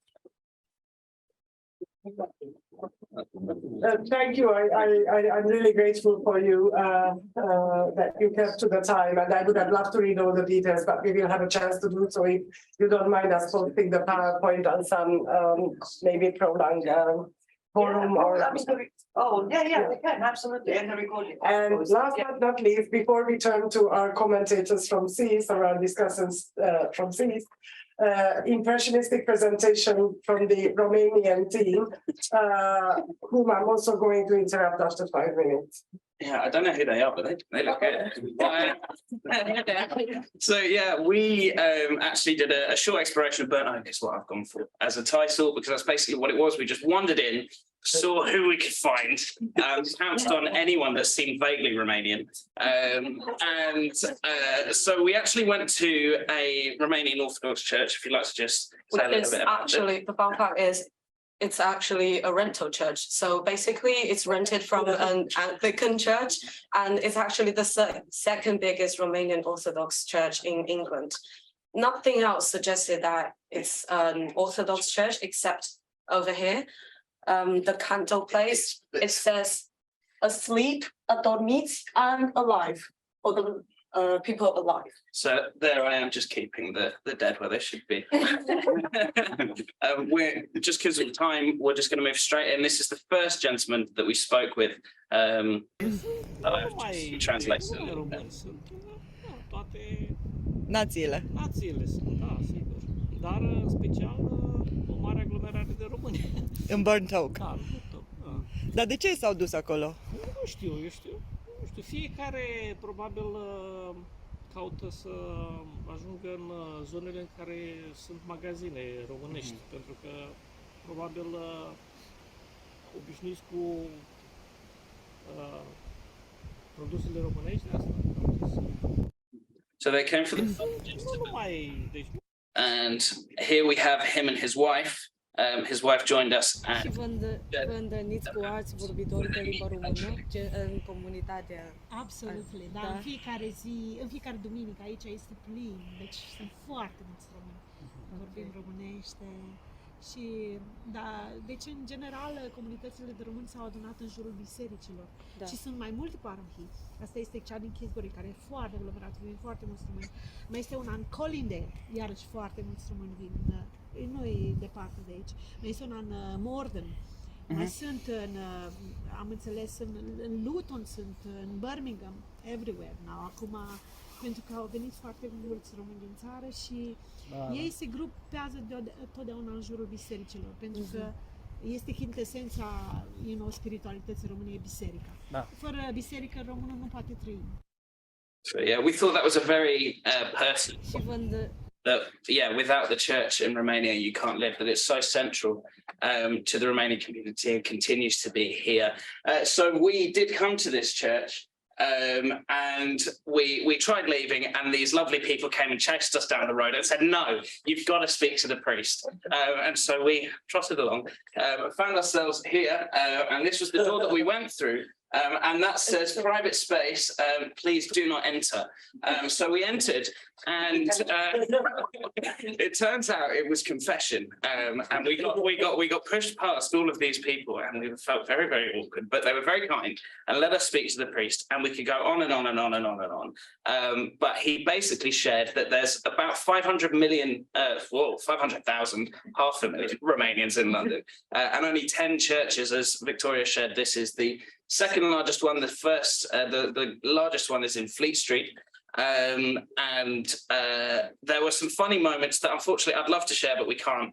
We're just going to move on to the next bit, which was we met this young lady at a restaurant, and she was kind enough to speak with us. And I wanted to ask her about the statement that Valentina, the First Lady, proposed about not being able to live without the church. Unfortunately, I misremembered, and I actually asked specifically about God and religion, rather than the church as an institution. But I still think that her response reveals a bit more, perhaps, about this cultural consciousness of the youth. A spus cineva acolo, o femeie, când nu poți să trăiești în România fără Dumnezeu, fără religie, tu ce crezi de aia? Crezi că e adevărat?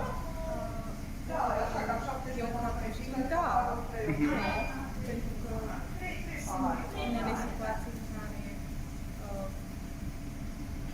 te simți la pământ și te rog și simți să explic, te simți mai liniștit? Ce fain! Thank you. And this is the stage where I must interrupt you. I'm sorry. I have actually been but if I can just say, I mean, I could watch this endlessly, and probably to do justice to all the good work that has gone into this and into the previous presentations, maybe in the autumn we should have a separate ProLang session just for students' ethnographies, to present them. But also, if I can just quickly comment, it was very interesting how the Romanian lady who said that Romanians lived in Luton and Esra, suddenly what would be seen as code switching before, maybe that is just transconvivial utterance, she said they are everywhere, right? So there she talks from the position of the English speakers, and therefore she switches to English. Yeah, these Romanians, they just crawl out of the woodwork, they are everywhere. So very, like that is actually a data, like a language data that you could go on and expand on and discuss that in an essay, how and why these translingual utterances reflect the speaker's position and how they take the voice of the English host or whatever what they imagine as the British hosts to say that they are everywhere. But yeah, there are lots of other comments remained. However, thank you. Thank you. And yes, I have to stay here, but you guys.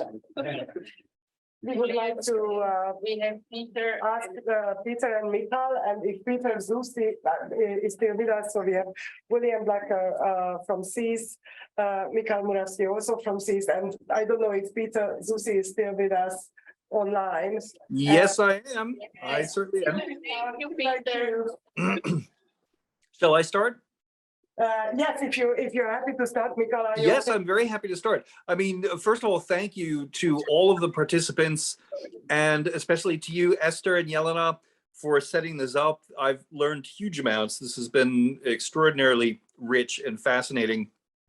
On some level, I think one of the things that has impressed me, both from these shorter presentations we had just now and from the longer ones before the break, is the way that this is an extraordinarily fruitful elaboration on a very simple experience that anybody who has studied a language and stuck with it and then gone to the country or been immersed in native speaking groups wherever has experienced, which is that it's different.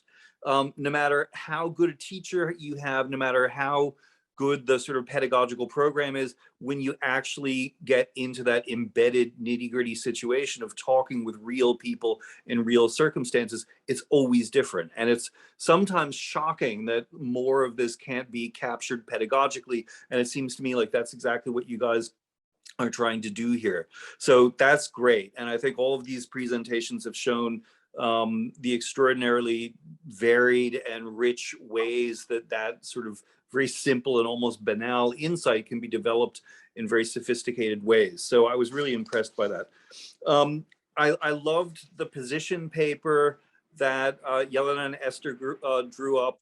Oh, let me just apologize in advance for any background noise. I've tried to close windows, but Brooklyn will be Brooklyn. So there are trucks and ambulances and stuff. But the position paper, I really enjoyed reading and found very thoughtful and detailed. Just two things that I'll mention that struck me in particular. One thing I really liked was this extremely rich intermeshing of sort of theoretical questions and pragmatic questions. And that was evident right from the beginning in the way that you counterbalance this notion of decolonization with, what was the term you used? Just institutionalization. And one is sort of bottom up and one is top down. And I think that that's, you know, at first when I saw those two words, I wasn't quite sure how they were supposed to interconnect. And then it made an awful lot of sense in terms of the tension between practice and theory. So I thought that was really good. Something else that I liked very much was, and I think Esther, you said some things like this in your opening remarks, the way that much of this seems to be addressing a sense of language study as some kind of ancillary activity, as a kind of skill. You just learn it, like you learn to drive a car, so that you can do other things. So it becomes a tool so that you can do real work. You can actually enter into your disciplinary studies. And what you're doing here, I think, is precisely challenging that notion of a kind of instrumental or ornamental aspect of language study and making it itself into a discipline. And that, I think, is extremely important. And in certain ways, it connects with some of the things that I encounter in study of literature. That, you know, one of the things, I mean, I do Central European literature, I do Czech, but also German, and the types of responses you get when talking about German, say, versus Czech, just to take my examples, with people sort of from outside the specialization are always very different. And if you're talking about German literature and you're talking some kind of broad level about sort of general theoretical things, people don't blink.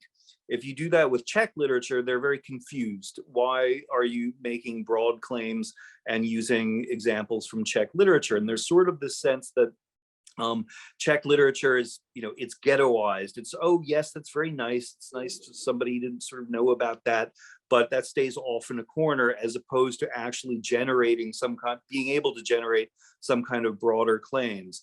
And it seems to me that this project you're developing here is exploring ways to do something parallel or analogous with language study. And I think that that's really important and great. I mean, one of the things that I had as sort of initial hesitation was just, and this just comes from the background here, was thinking that the discipline here was very heavily geared towards sociolinguistics, which might not be every language student's main interest. But I think it's also come out from the presentations and also in the position paper, there are other directions this can go in. Close reading of literary texts. There's another one that I have in my head now. Poetry, creative expression. So, you know, there are a lot of different ways that this could go in. And I think that that's really important. One thing I might ask or set as something to think about is, you know, to what degree these practices, and I'm thinking just pragmatically here, will be easier to implement with our small East European languages than, say, Russian or French in other departments. To what degree will it be a challenge to convince those who are teaching and studying, quote unquote, the big languages, that this approach is something that they should be engaged in as well? So that's all I'll have to say. But again, I think this is great. Thank you, Peter. And you know, can you hear me now if I speak? Peter, can you? So just one quick comment on, you know, how when you were asked about Czech literature, you are making some theoretical point, but if your sort of case in support comes from Czech literature, the reactions are very different from when you use German. I think Diane is not here anymore, but the emergent sign language example was very good in, you know, showing in, you know, linguistics as a natural science, how certain language typological features can be found exactly in languages from which big data may not be available, you know, which are smaller in speaker numbers, smaller economically. So I don't know, I mean, this is just quite more emotional than theoretical, but I think one can gain support from that point there. So there I definitely see an overlap with people who study, you know, the languages of minoritized or vulnerable groups. So thank you. Yeah, and Andrew Nevins makes that point as well. And Andrew Nevins, yeah, who was Diane's kind of co-author of the talk, he wrote a book about this on minoritized languages. Yes. So I think we should proceed to Michal now in your comments, if that's okay. Or I don't know, as you wish, the two of you who are present from this. Thank you for the invitation, and it's been fascinating and very. You guys are anthropologists for those who are Yeah. I'm an anthropologist. I work in architecture, and I know nothing about linguistics or sociolinguistics, but I remember like Sapir and Wolf from my undergraduate days. I mean, I've been in it personally. I mean, obviously, I would say about 50 years before I started studying. But yeah, I have no very deep knowledge, and it's nice to be part of this final all male, all white panel on decolonizing.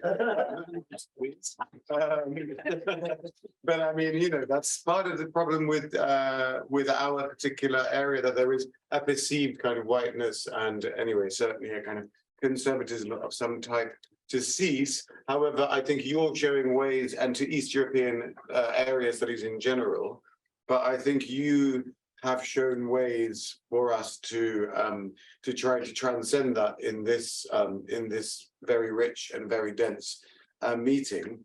And it's interesting, I suppose, that SSEES. Well, yeah, let me start with this idea with critical area studies. So I'm the associate professor in critical area studies, which no one really knows what it is, but I think my answer to what it was not as bad as everybody else's answers in the interview, which is why I got the job. Yeah, I mean, I suppose it's part of the, I think the idea behind this notion of critical area studies, as has been commented about so far, is to kind of have a permanent critique play within the institution and within research, as well as within teaching, about what it is that we are doing as an area studies institution, but also how it is that we carry out our research. And I mean, I've edited this like huge book, which has taken 10 years to come out and which hopefully be out soon, about critical area studies, and I'm none the wiser about its core components. But I think comparison is very important. A commitment to some kind of exactly permanent some reflexivity and criticality is very important. And these days, I suppose we would say that decolonization is important. And decolonization is a term that is used a great deal now. It's a term that has a difficult relationship to East European studies in particular, I was always reluctant to use this term with reference to my own research until the full-scale invasion of Ukraine, partly because I thought it was problematic, and I think people have written about this, to kind of appropriate a term that's ordinarily associated with Asian and African decolonization and decolonial movements for a kind of a white process, for a process that does not carry the same connotations of racialization as the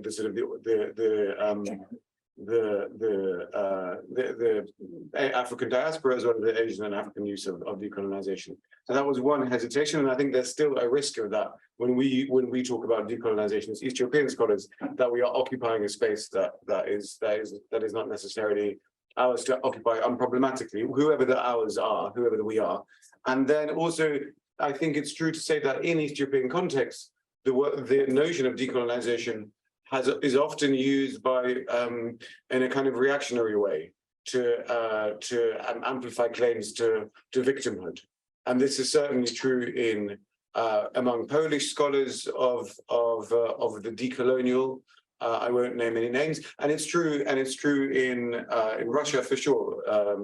Contemporary Russian propaganda talks about decolonizing the world through multipolar Duginist agendas, of which the Russian invasion of Ukraine is kind of the supposedly the first salvo. So decoloniality is a highly problematic term, and it's not one that we should use lightly, but it's also a term that's been, I think, very powerful and very important since the full-scale invasion of Ukraine, and that certainly a lot of Ukrainian artists, writers, thinkers, and scholars have found to be very useful to think with, and not just Ukrainians, but people throughout the entire former Russian imperial space or the former Soviet imperial space. So it's an extraordinary time. But and with regard to what Peter mentioned too, and what you mentioned in your position paper, this institutional dimension of decolonization is extremely interesting, because on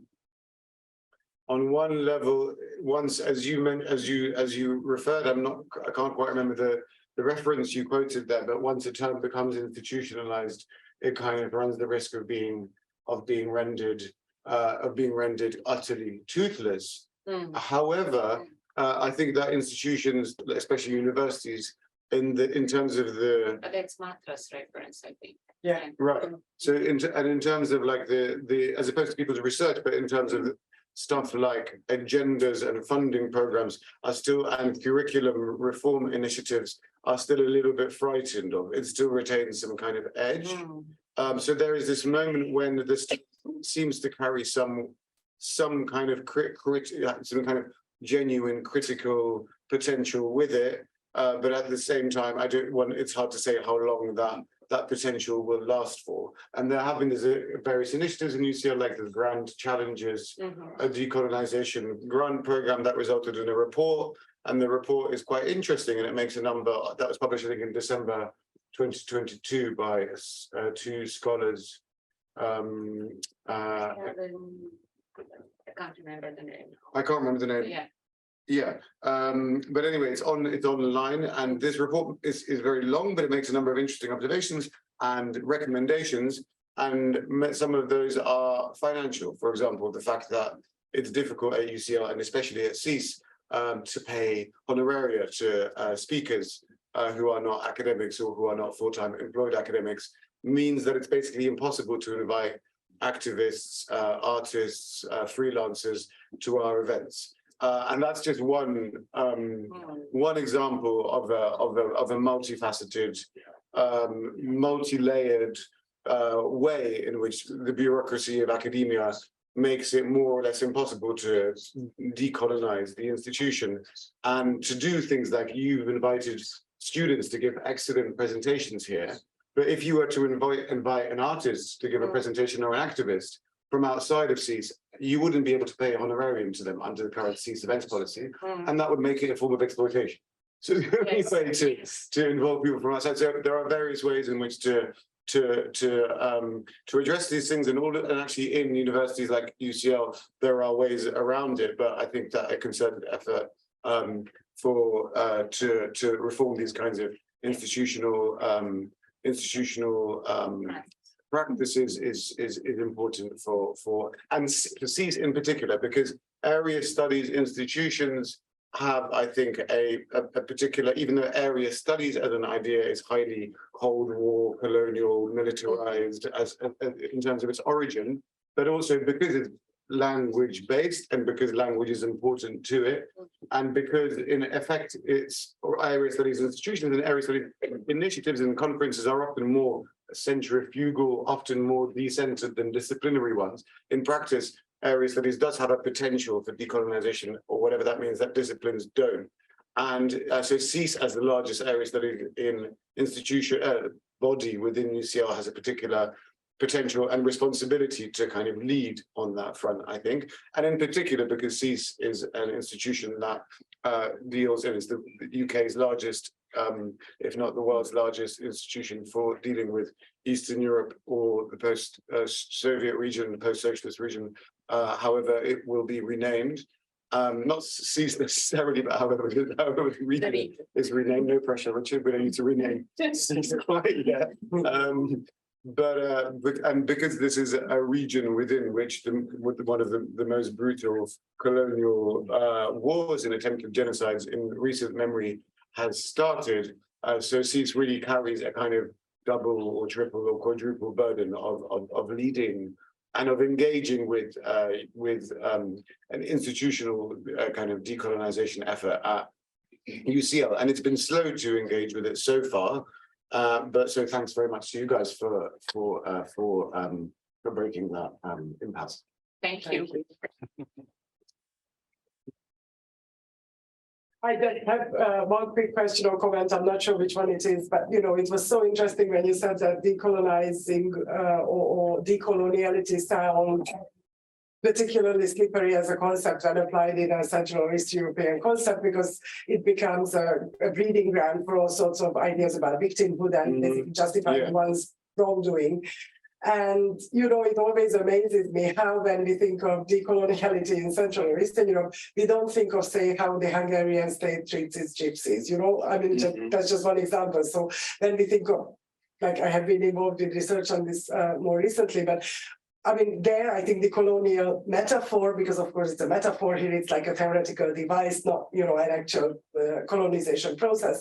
But how, say, bilingual Roma communities are positioned within Hungarian society. So that is one instance of colonization, or say how Russia treated its linguistic minorities, So for me, coloniality appears only in this context, in that region, and not in terms of like how that region is, like these victimhood discourses are a whole different matter. Anyway, it's just an interesting how this one term can be employed with two entirely different perspectives. Or Muslims and Balkans as well. It's a similar in Roma. Yeah. And I think we should give the floor to William now as the last speaker of our event today. So William, over to you. Yeah, what responsibility to... William teaches, sorry, for those who don't know him, he teaches Ukrainian and comparative cultural studies at SSEES. Yeah, quite a responsibility to round off such an amazing and rich program. I'm still thinking about the use of Tinder at 4 AM and also confession in the Romanian church as like language learning tools. I don't know which one is better. So yeah, I really appreciated all the discussions and also the position paper, which I think is really, like a kind of manifesto for us going forward. And the discussion of language learning within post-imperial, post-colonial contexts, within a Europe, within a United Kingdom, which is shaped by those histories of migration, in the context of war in various parts of the world, which the effects of which do reach our shores, of course. And this is all, I think, really fundamental in discussions about decolonization. It's also fundamental in discussing, like Michal said, the the biggest problem, the biggest challenge we have now is reacting to the war in Ukraine, Russia's aggression against Ukraine, and the complex knottiness of language in a post-imperial context is very much at the heart of that. In the way that the reality of the sociolinguistic landscape of Ukraine was misrepresented, manipulated, misunderstood, very much as part of a very extreme act of aggression. So these things are very much real world problems and very much, at the heart of everything.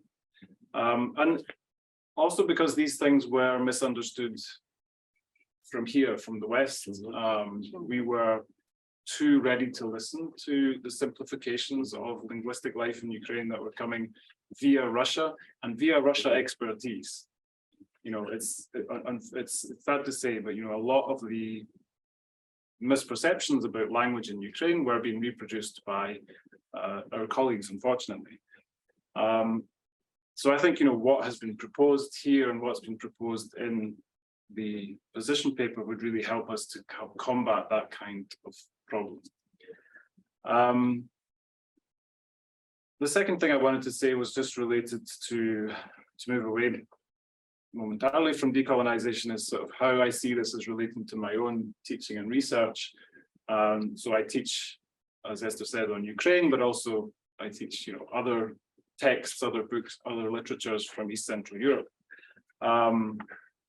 And I sort of see it as being relevant in two ways, and I see connections in two ways. First of all, and I think Peter already kind of touched on this, is the way that this relates to a lot of the concepts that we're always using in how we teach literature, through in the sort of field of modern languages or comparative literature, especially.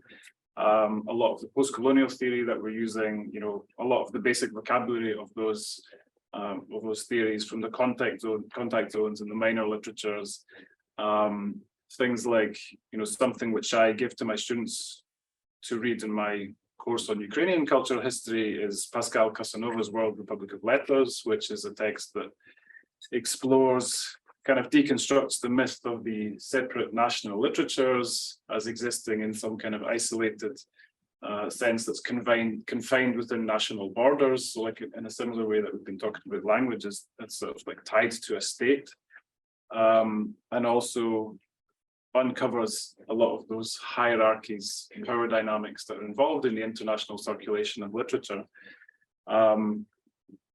which happens through translation. And that's the second thing that I want to talk about is translation, which we haven't talked an awful lot about today, although it's been kind of like in all of the presentations. Something that we use as a language teaching tool, and that's my part of teaching language in SSEES has been teaching translation, but more as a kind of practical language exercise than translation as such. And I think, when I was reading the position paper, I was thinking very much of the texts that I've been teaching, and I taught translation from Russian, and thinking about the choice of the text, thinking about, again, the hierarchies and power dynamics that are behind the choices of the texts and the sort of text that we inherit from people who probably inherited them from somebody else, and what kind of idea of culture and language that embeds in the language learning process. But also I was thinking of it in terms of literary translation, very much thinking about, getting away from the idea of translation as this kind of neutral and invisible and smooth process by which a text from one country is moved to the language of another country, which is very much not the reality of translation, for many reasons. It's an image that is in one way reinforced by the institutionalization of translation. So through the cultural institutions, which are usually nation-based and state-based, and questions of funding and questions of promotion are tied to those kind of images, this idea of a language, a state, a country, a coherent culture. But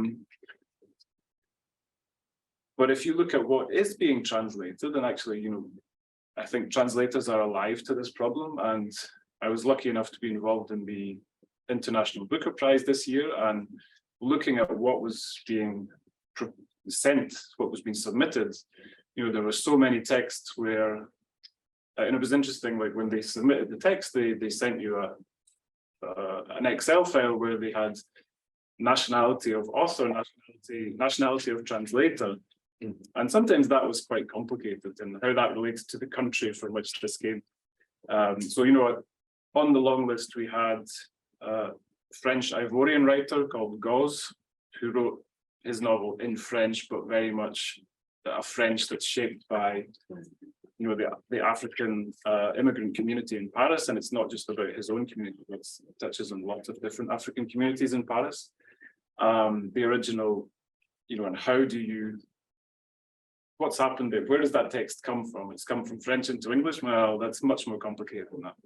Or Andrei Kurkov was on our long list, and his, not the novel was nominated, but one of his recent novels it's set partly in Crimea, and we have, in the original, we have Crimean Tatar language. And again, how does that come through in translation? How do we think about that? A Ukrainian, a text in Russian by a Ukrainian author that has Crimean Tatar language in it again, So I think these, there are lots and lots of parallels between, how I think we need to think about translation, and how you've talked about language and language learning, and those two things are completely interconnected because translation is part of language learning. So I think that's just a useful way to think about, how what you're talking about is connected very much to what me and Peter are doing, but probably some of the others in the room are doing as well. Okay, I'll leave it there. Thank you. Thank you. It's sort of nice that you finished the position paper for us, because as we were writing it, obviously mostly from our own disciplinary and kind of teaching angle, but we kept thinking, well, if it's about decoloniality and language, it's impossible not to talk about translation, but we thought to leave it at that. And it was not, entirely by chance that we invited you to comment, because we were hoping that would be brought up anyway. But I mean, if we are serious about it, and we can carry on thinking about this within SSEES as well, among ourselves, or within UCL or beyond, with supportive others from across the Thames. I think, it is not all linguistic ethnography, and I think that's why Anya's contribution on ethnopoetics was important, because you can work with text in a variety of ways, and you can get people to produce text in a variety of ways, and so also how we include or do not include translation in our teaching within the arts and humanities programs of SSEES. Translations are present, of course, because we sometimes teach our text through them, we teach language through translation, but is there anything present about translation, that raises awareness of what happens in translation? Probably not that much. There are no clear curricular provisions for that. So, I mean, I certainly personally believe, and I'm sure Helena does not disagree, that would be another way to think about decoloniality within our context, to kind of problematize what is it that we read when we read a translation. And so the ethnography is just one approach that came easiest to us, but that's great. It was very interesting to hear your thoughts on that. Can I just say that, Sophia, having been in a conversation a couple of weeks ago about, also problematizing decoloniality in the context of, it was a discussion about Polish and East European architects working in Africa, especially in sub-Saharan Africa. And the conversation moved to the diversity of different terms that were used in Africa in particular, but also in the Soviet bloc, to refer to the actual process of political decolonization. And the word decolonization was used infrequently. There was. I'm not going to attempt to rack my fried brain to rehash alternative terms. I'll just leave that question hanging. But there are many other ways to name a process, which is many other words in many different languages to name a process that is commensurable with decolonization or decoloniality as a project, but which doesn't necessarily use that reuse that slightly vague term. So I think as historians and anthropologists and sociolinguists, we can dig up alternative concepts of contestation in different languages and compare them. That might be a nice. Very true, and I think that this reference to the previous experiences that we mentioned, actually demonstrate how these some of the key aspects of decolonization agenda have been built into practices that we have been doing for such a long time. So when we are told that we are behind the curve when it comes to decolonizing, actually, no, there has been quite a lot of thinking done here along the lines of inclusivity, along the lines of thinking about how knowledge is, where knowledge is produced, under what kind of circumstances, and how a production of knowledge about certain regions, areas, in a certain context can be similar or different if compared to other regions or contexts. So I think there is that potential there, and we just need to kind of continue. It's more engaging with this thinking, I think, more explicitly and engaging jointly as well. And I think Ben has a comment. No, I mean, I'm just on that. It seems to me that you have an extraordinary matrix for developing different kind of analyses in the kinds of student context projects that we've been talking about, because you have students who themselves have migration backgrounds, engaging in really interesting. I mean, it abolishes the notion that the central point is white Anglo, whatever it is, encountering the foreign other. It becomes an extraordinary kind of space of encounter and theories, and reaches into the subjectivities of your students in ways that you can't possibly anticipate and can't predict, and they themselves will discover in the process of engaging in this kind of study. So talk about creative destandardization, but creative destandardization can be one of those alternative terms. I think that is. Which is also what term it reminds me of the working concept used by the director of the Ukrainian Institute for National Memory, which was creative de-Russification. So maybe that's something. Yeah, but it's a bit more super diverse than that. Let's it's Any questions, comments from the audience? Yes, over there, please. I was impressed by the ethnopoetics also as a pedagogical tool. Also, I think it's good to do collaboration and as form as you presented it. I'm interested though in this of the auto ethnography concept inside of Slavic studies, East European studies. I find it really not very attractive, which is like not something else. I think it's a problem to connect subjectivity to scholarship directly, that you have something like maybe even identity politics behind ethnography, which you use for teaching, which I think is fine, but the connection between ethnos and research, it's then as if only people who belong to certain ethnos can speak about it. So this is one thing.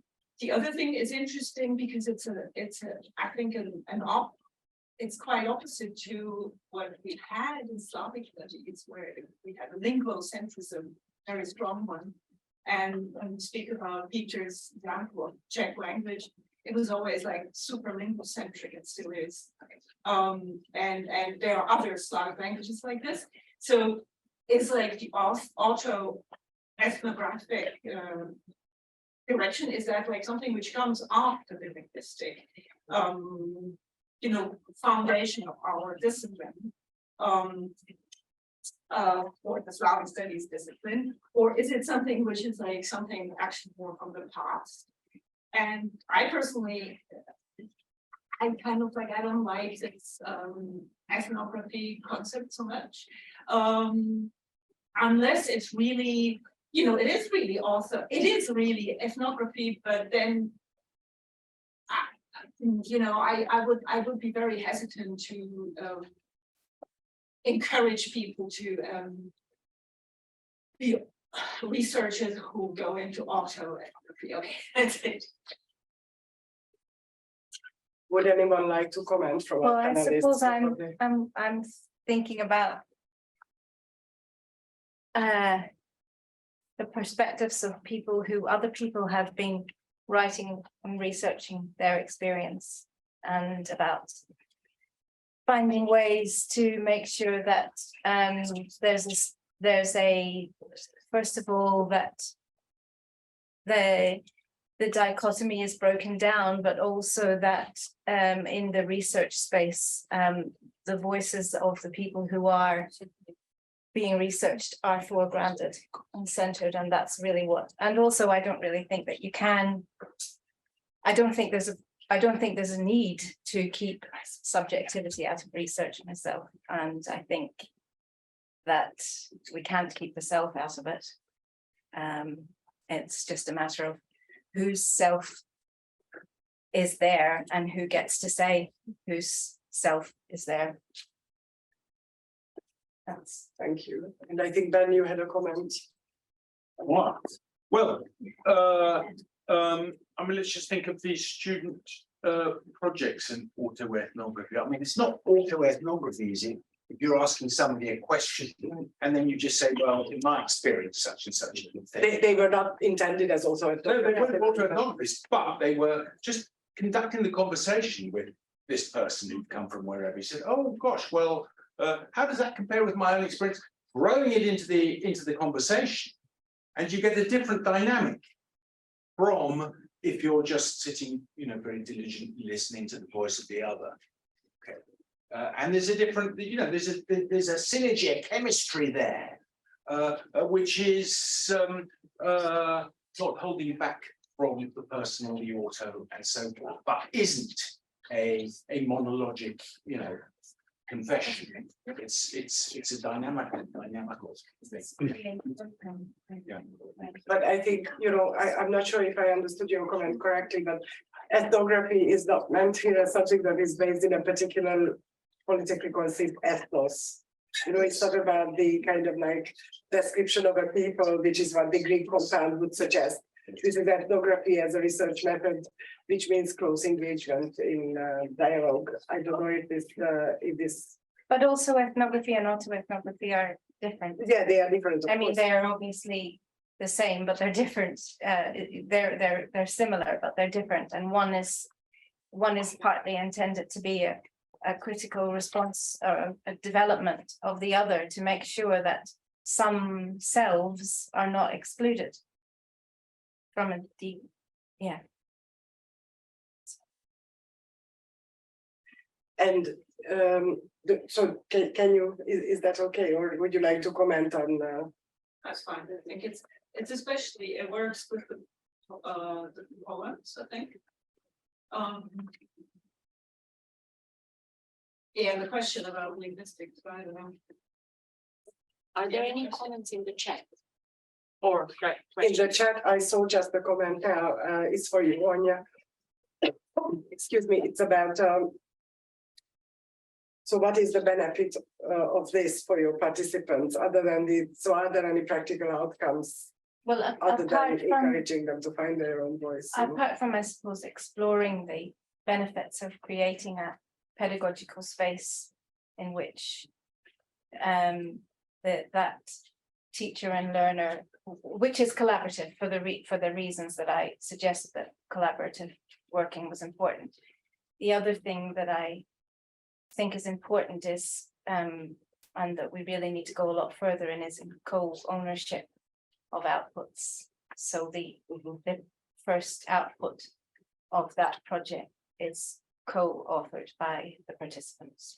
And I think that's something that we need to do a lot more. Yeah, so they become authors in the. Yeah. Do you co-author also research papers with your participants? Yeah, so one of those, so apart from the images and the poems being owned, the first research piece that was published is co-authored. So yeah.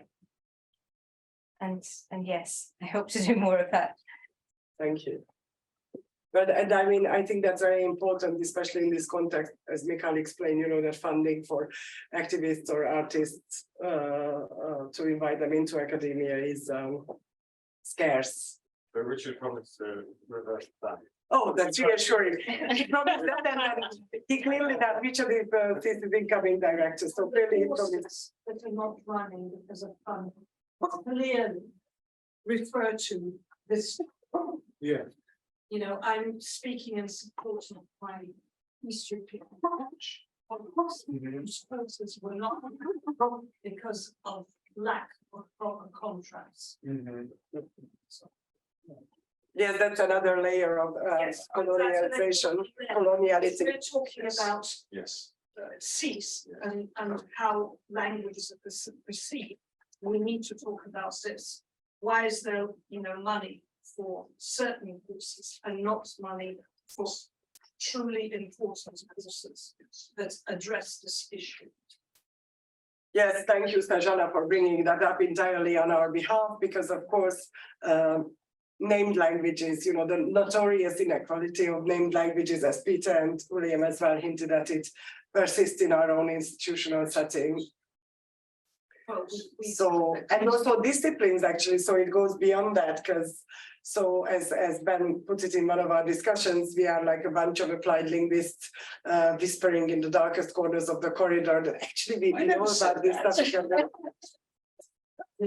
But that can go a long way. And I suppose for us, the promise from this event is that although it was extremely long, and you are still, you know, so many of you are still sitting here and also online, Peter, and that maybe, you know, with this event and follow-up events, we can sort of foster this dialogue that started now within our own school and also with our own colleagues of how we could do something good for ourselves beyond the standardized practices that we are far too often molded into following, that maybe some of the whispering and informality can also be helpful in building synergies and new ideas. And I think whisper louder. Whisper louder. Well, see, we are loud now, but we are, you know. Louder than ruling. Yes, so indeed, I mean, obviously a lot of what was talked about today translates into institutional dynamics that are more favorable to certain groups than others. But probably that's better to leave for an in-house discussion also when our incoming director is still present, who after like 3 hours left the room, which I really appreciate that he stayed with us for that long. And I think unless you have any urgent comments or questions, anybody, any participant groups, live or online? Oh, there is a question about. Thank you. It's been very interesting, and for me also coming from a different area of Latin American studies. So my many issues with the term decolonial, of course, which I want to get into. But my question is in terms of the whole project, because it's about decolonizing modern languages. And of course, I don't need to tell you the crisis of modern languages in the UK and how much, because also I come from a small language Portuguese. So we always face in terms of numbers and all of those kind of numbers. But anyway, but my question here was interesting to students doing this work. But when you talk about curriculum, etc., I was not sure the place of the students, the agency of the students. So my question is, because it feels for me, because I was also a teacher at school, when you have more like a teacher-centered approach. So, and that's been one of my issues with decolonial. It seems always come from us academic, but what actually the students are looking for. So I think in terms of where's the place of the students there, and in terms of, you did mention many interesting things, because I know it's important for is your context as well in terms of literature, etc. But what also, again, the place of you mentioned, for example, people, some of the parts of the communities like sorry for the terms I've used, but like gypsies, etc., because of course I know many of discrimination groups, etc. But how much these cultures come as part of the course. And also in terms of the students, I was quite surprised the students through the ethnographical work feel like it's the first time meeting normal people, right? And in terms of how that kind of, we transfer that from academia into the real world throughout the courses. What are we providing our students to make sure they have access to that? And do we listen enough to our students to see what they are looking for? Especially the generation now is very different, what they're looking for. So, yeah. So I think these are very, very valid questions. And if there are still students who are here and were listening, do you have any reflections on this, Giorgio? Or so how? Yeah. Yeah, I've got something that I can add. I think just that comment about normal people.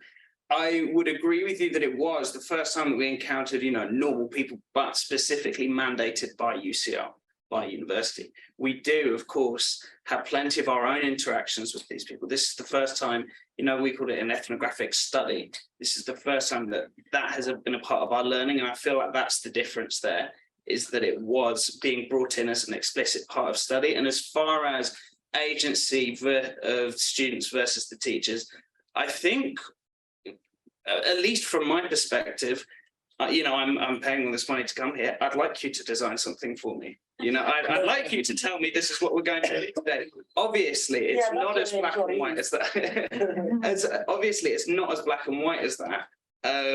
But I would say I don't share the same concern when it comes to that. I have something just to add. Georgia. I would argue that, so this wasn't that conversation was not my first conversation with a normal person. Last year I actually spent a few months in Bosnia working there, which was a great opportunity. But I would also say in terms of the classroom setting that my experience has been that any teaching-led content has always incorporated our individual interests and our individual projects. So I've never sat in a classroom and thought, how is this sort of connecting with what I want to do? So that's just my experience. Yeah, I think we're especially fortunate here because we've got very small class sizes. So yeah. I think there is an answer from Beth at the back. I also wanted to compare the Asians studying Hungarian and French because it's my language combination. It's my last year actually, so not project. In Hungarian, I was the only student in my class this year, and I had a lot of patience, I think, and I think it was very good because we work on things that I wanted to do, and we decided I want to take this exam, I want to translate these sources. Whereas in French, it was just a part of the cohort, and there was, for example, a compulsory module which was centered on French to English translation and English to French, which is not very important to me, as I would never translate this combination being Czech. And I expressed this in my questionnaire, but there's no way I can change it. Whereas Hungarian and knowledge is very English, so I think that's I've never experienced the Asians here. Yeah, I wouldn't even use the term teaching-led either, because I don't think that's how it feels, to be honest with you. Yeah, I think that's actually a great weakness and a great advantage of us here, that when you say Portuguese small, yes, one of my best friends in London used to be a teacher of Portuguese. She was a speaker of continental Portuguese, and then suddenly she felt undermined because of the great demand for Brazilian Portuguese speakers, and she felt like she was suddenly, ousted off her job, basically, because she was not speaking that variety. I don't know, there might be similar dynamics between Croatian, Bosnian and Serbian speakers, but even these terms are problematic, so I'm not going to say more about that. But I think, yes, so if you teach in a school setting, I think that's very different, and it's very easy to give students agency when we are in small groups. But also students need to want to have that, I don't think everything can be imposed top down even in my small classes, I have encountered situations when a student was just not interested, in whatever I was interested in, and you offer options, but there are limits to what you can offer. I have taught for a couple of years. I have been asked by UCL to teach at the UCL Academy a few sessions to encourage students to do a project which is somehow scientifically informed. So I did what I felt was easiest for me. I encouraged them to do ethnography in their own communities. And the projects were a delight to watch. But it was more important to hear how the teachers were positive about that. That the teachers, I don't know, I had a speaker of Gaelic there, and she came to me and said, like, I never thought about these things that you are talking about. And I mean, those who are involved more closely with teacher training in the UK, they will have many more examples than that. I mean, certainly, I think this project that we are trying to propose, I think we have our own teaching setting in a background where we have a class size of maximum about 20 people on some of our linguistics courses, but in language courses, we would have a much smaller number, like up to 5 people maybe. And these are more easily implemented maybe in these contexts. But like you saw in that introductory film, which I know it was very cheesy and sort of almost tried to be too direct. But, that was a large cohort of students, anywhere around 80 to 100 people divided into 8 groups studying only for 2 weeks. And they were really encouraged to do fieldwork and engage with speakers. And this is not about reifying the native speaker, because I heard this from your point, it's not about reifying the native speaker, precisely the opposite. It's more like questioning the whole idea of nativeness, and drawing attention to how these claims to authenticity and nativeness are just that, right? They are just a claim, they are just discursive, and how interactions between people are people between each other and texts and people are a different matter. So I don't know, I think these kind of, obviously what the students did here today, that was just a pilot, but we are thinking of maybe ways of incorporating this into the curriculum. And if we do so, we would like to rely on students' feedback, how we could do that best. I can't make that up myself. I appreciate that you want my expertise for the student piece, but I think your expertise is needed in telling us that if you think that this made sense, how can this become a part of language learning in no formal context? And on that note, I think we should we are only half an hour beyond the time when things were supposed to start. So thank you very much. Thank you very much, everyone online and here in the room. And thank you, Ramona and ProLang, for organizing the event. And Ramona did a tremendous amount of work. Yes, and students for participating, and all the invited keynotes and discussants. Thank you so much. Thank you. Thank you. Thank you. Thank you. Bye-bye. Bye, Peter. Bye, Peter.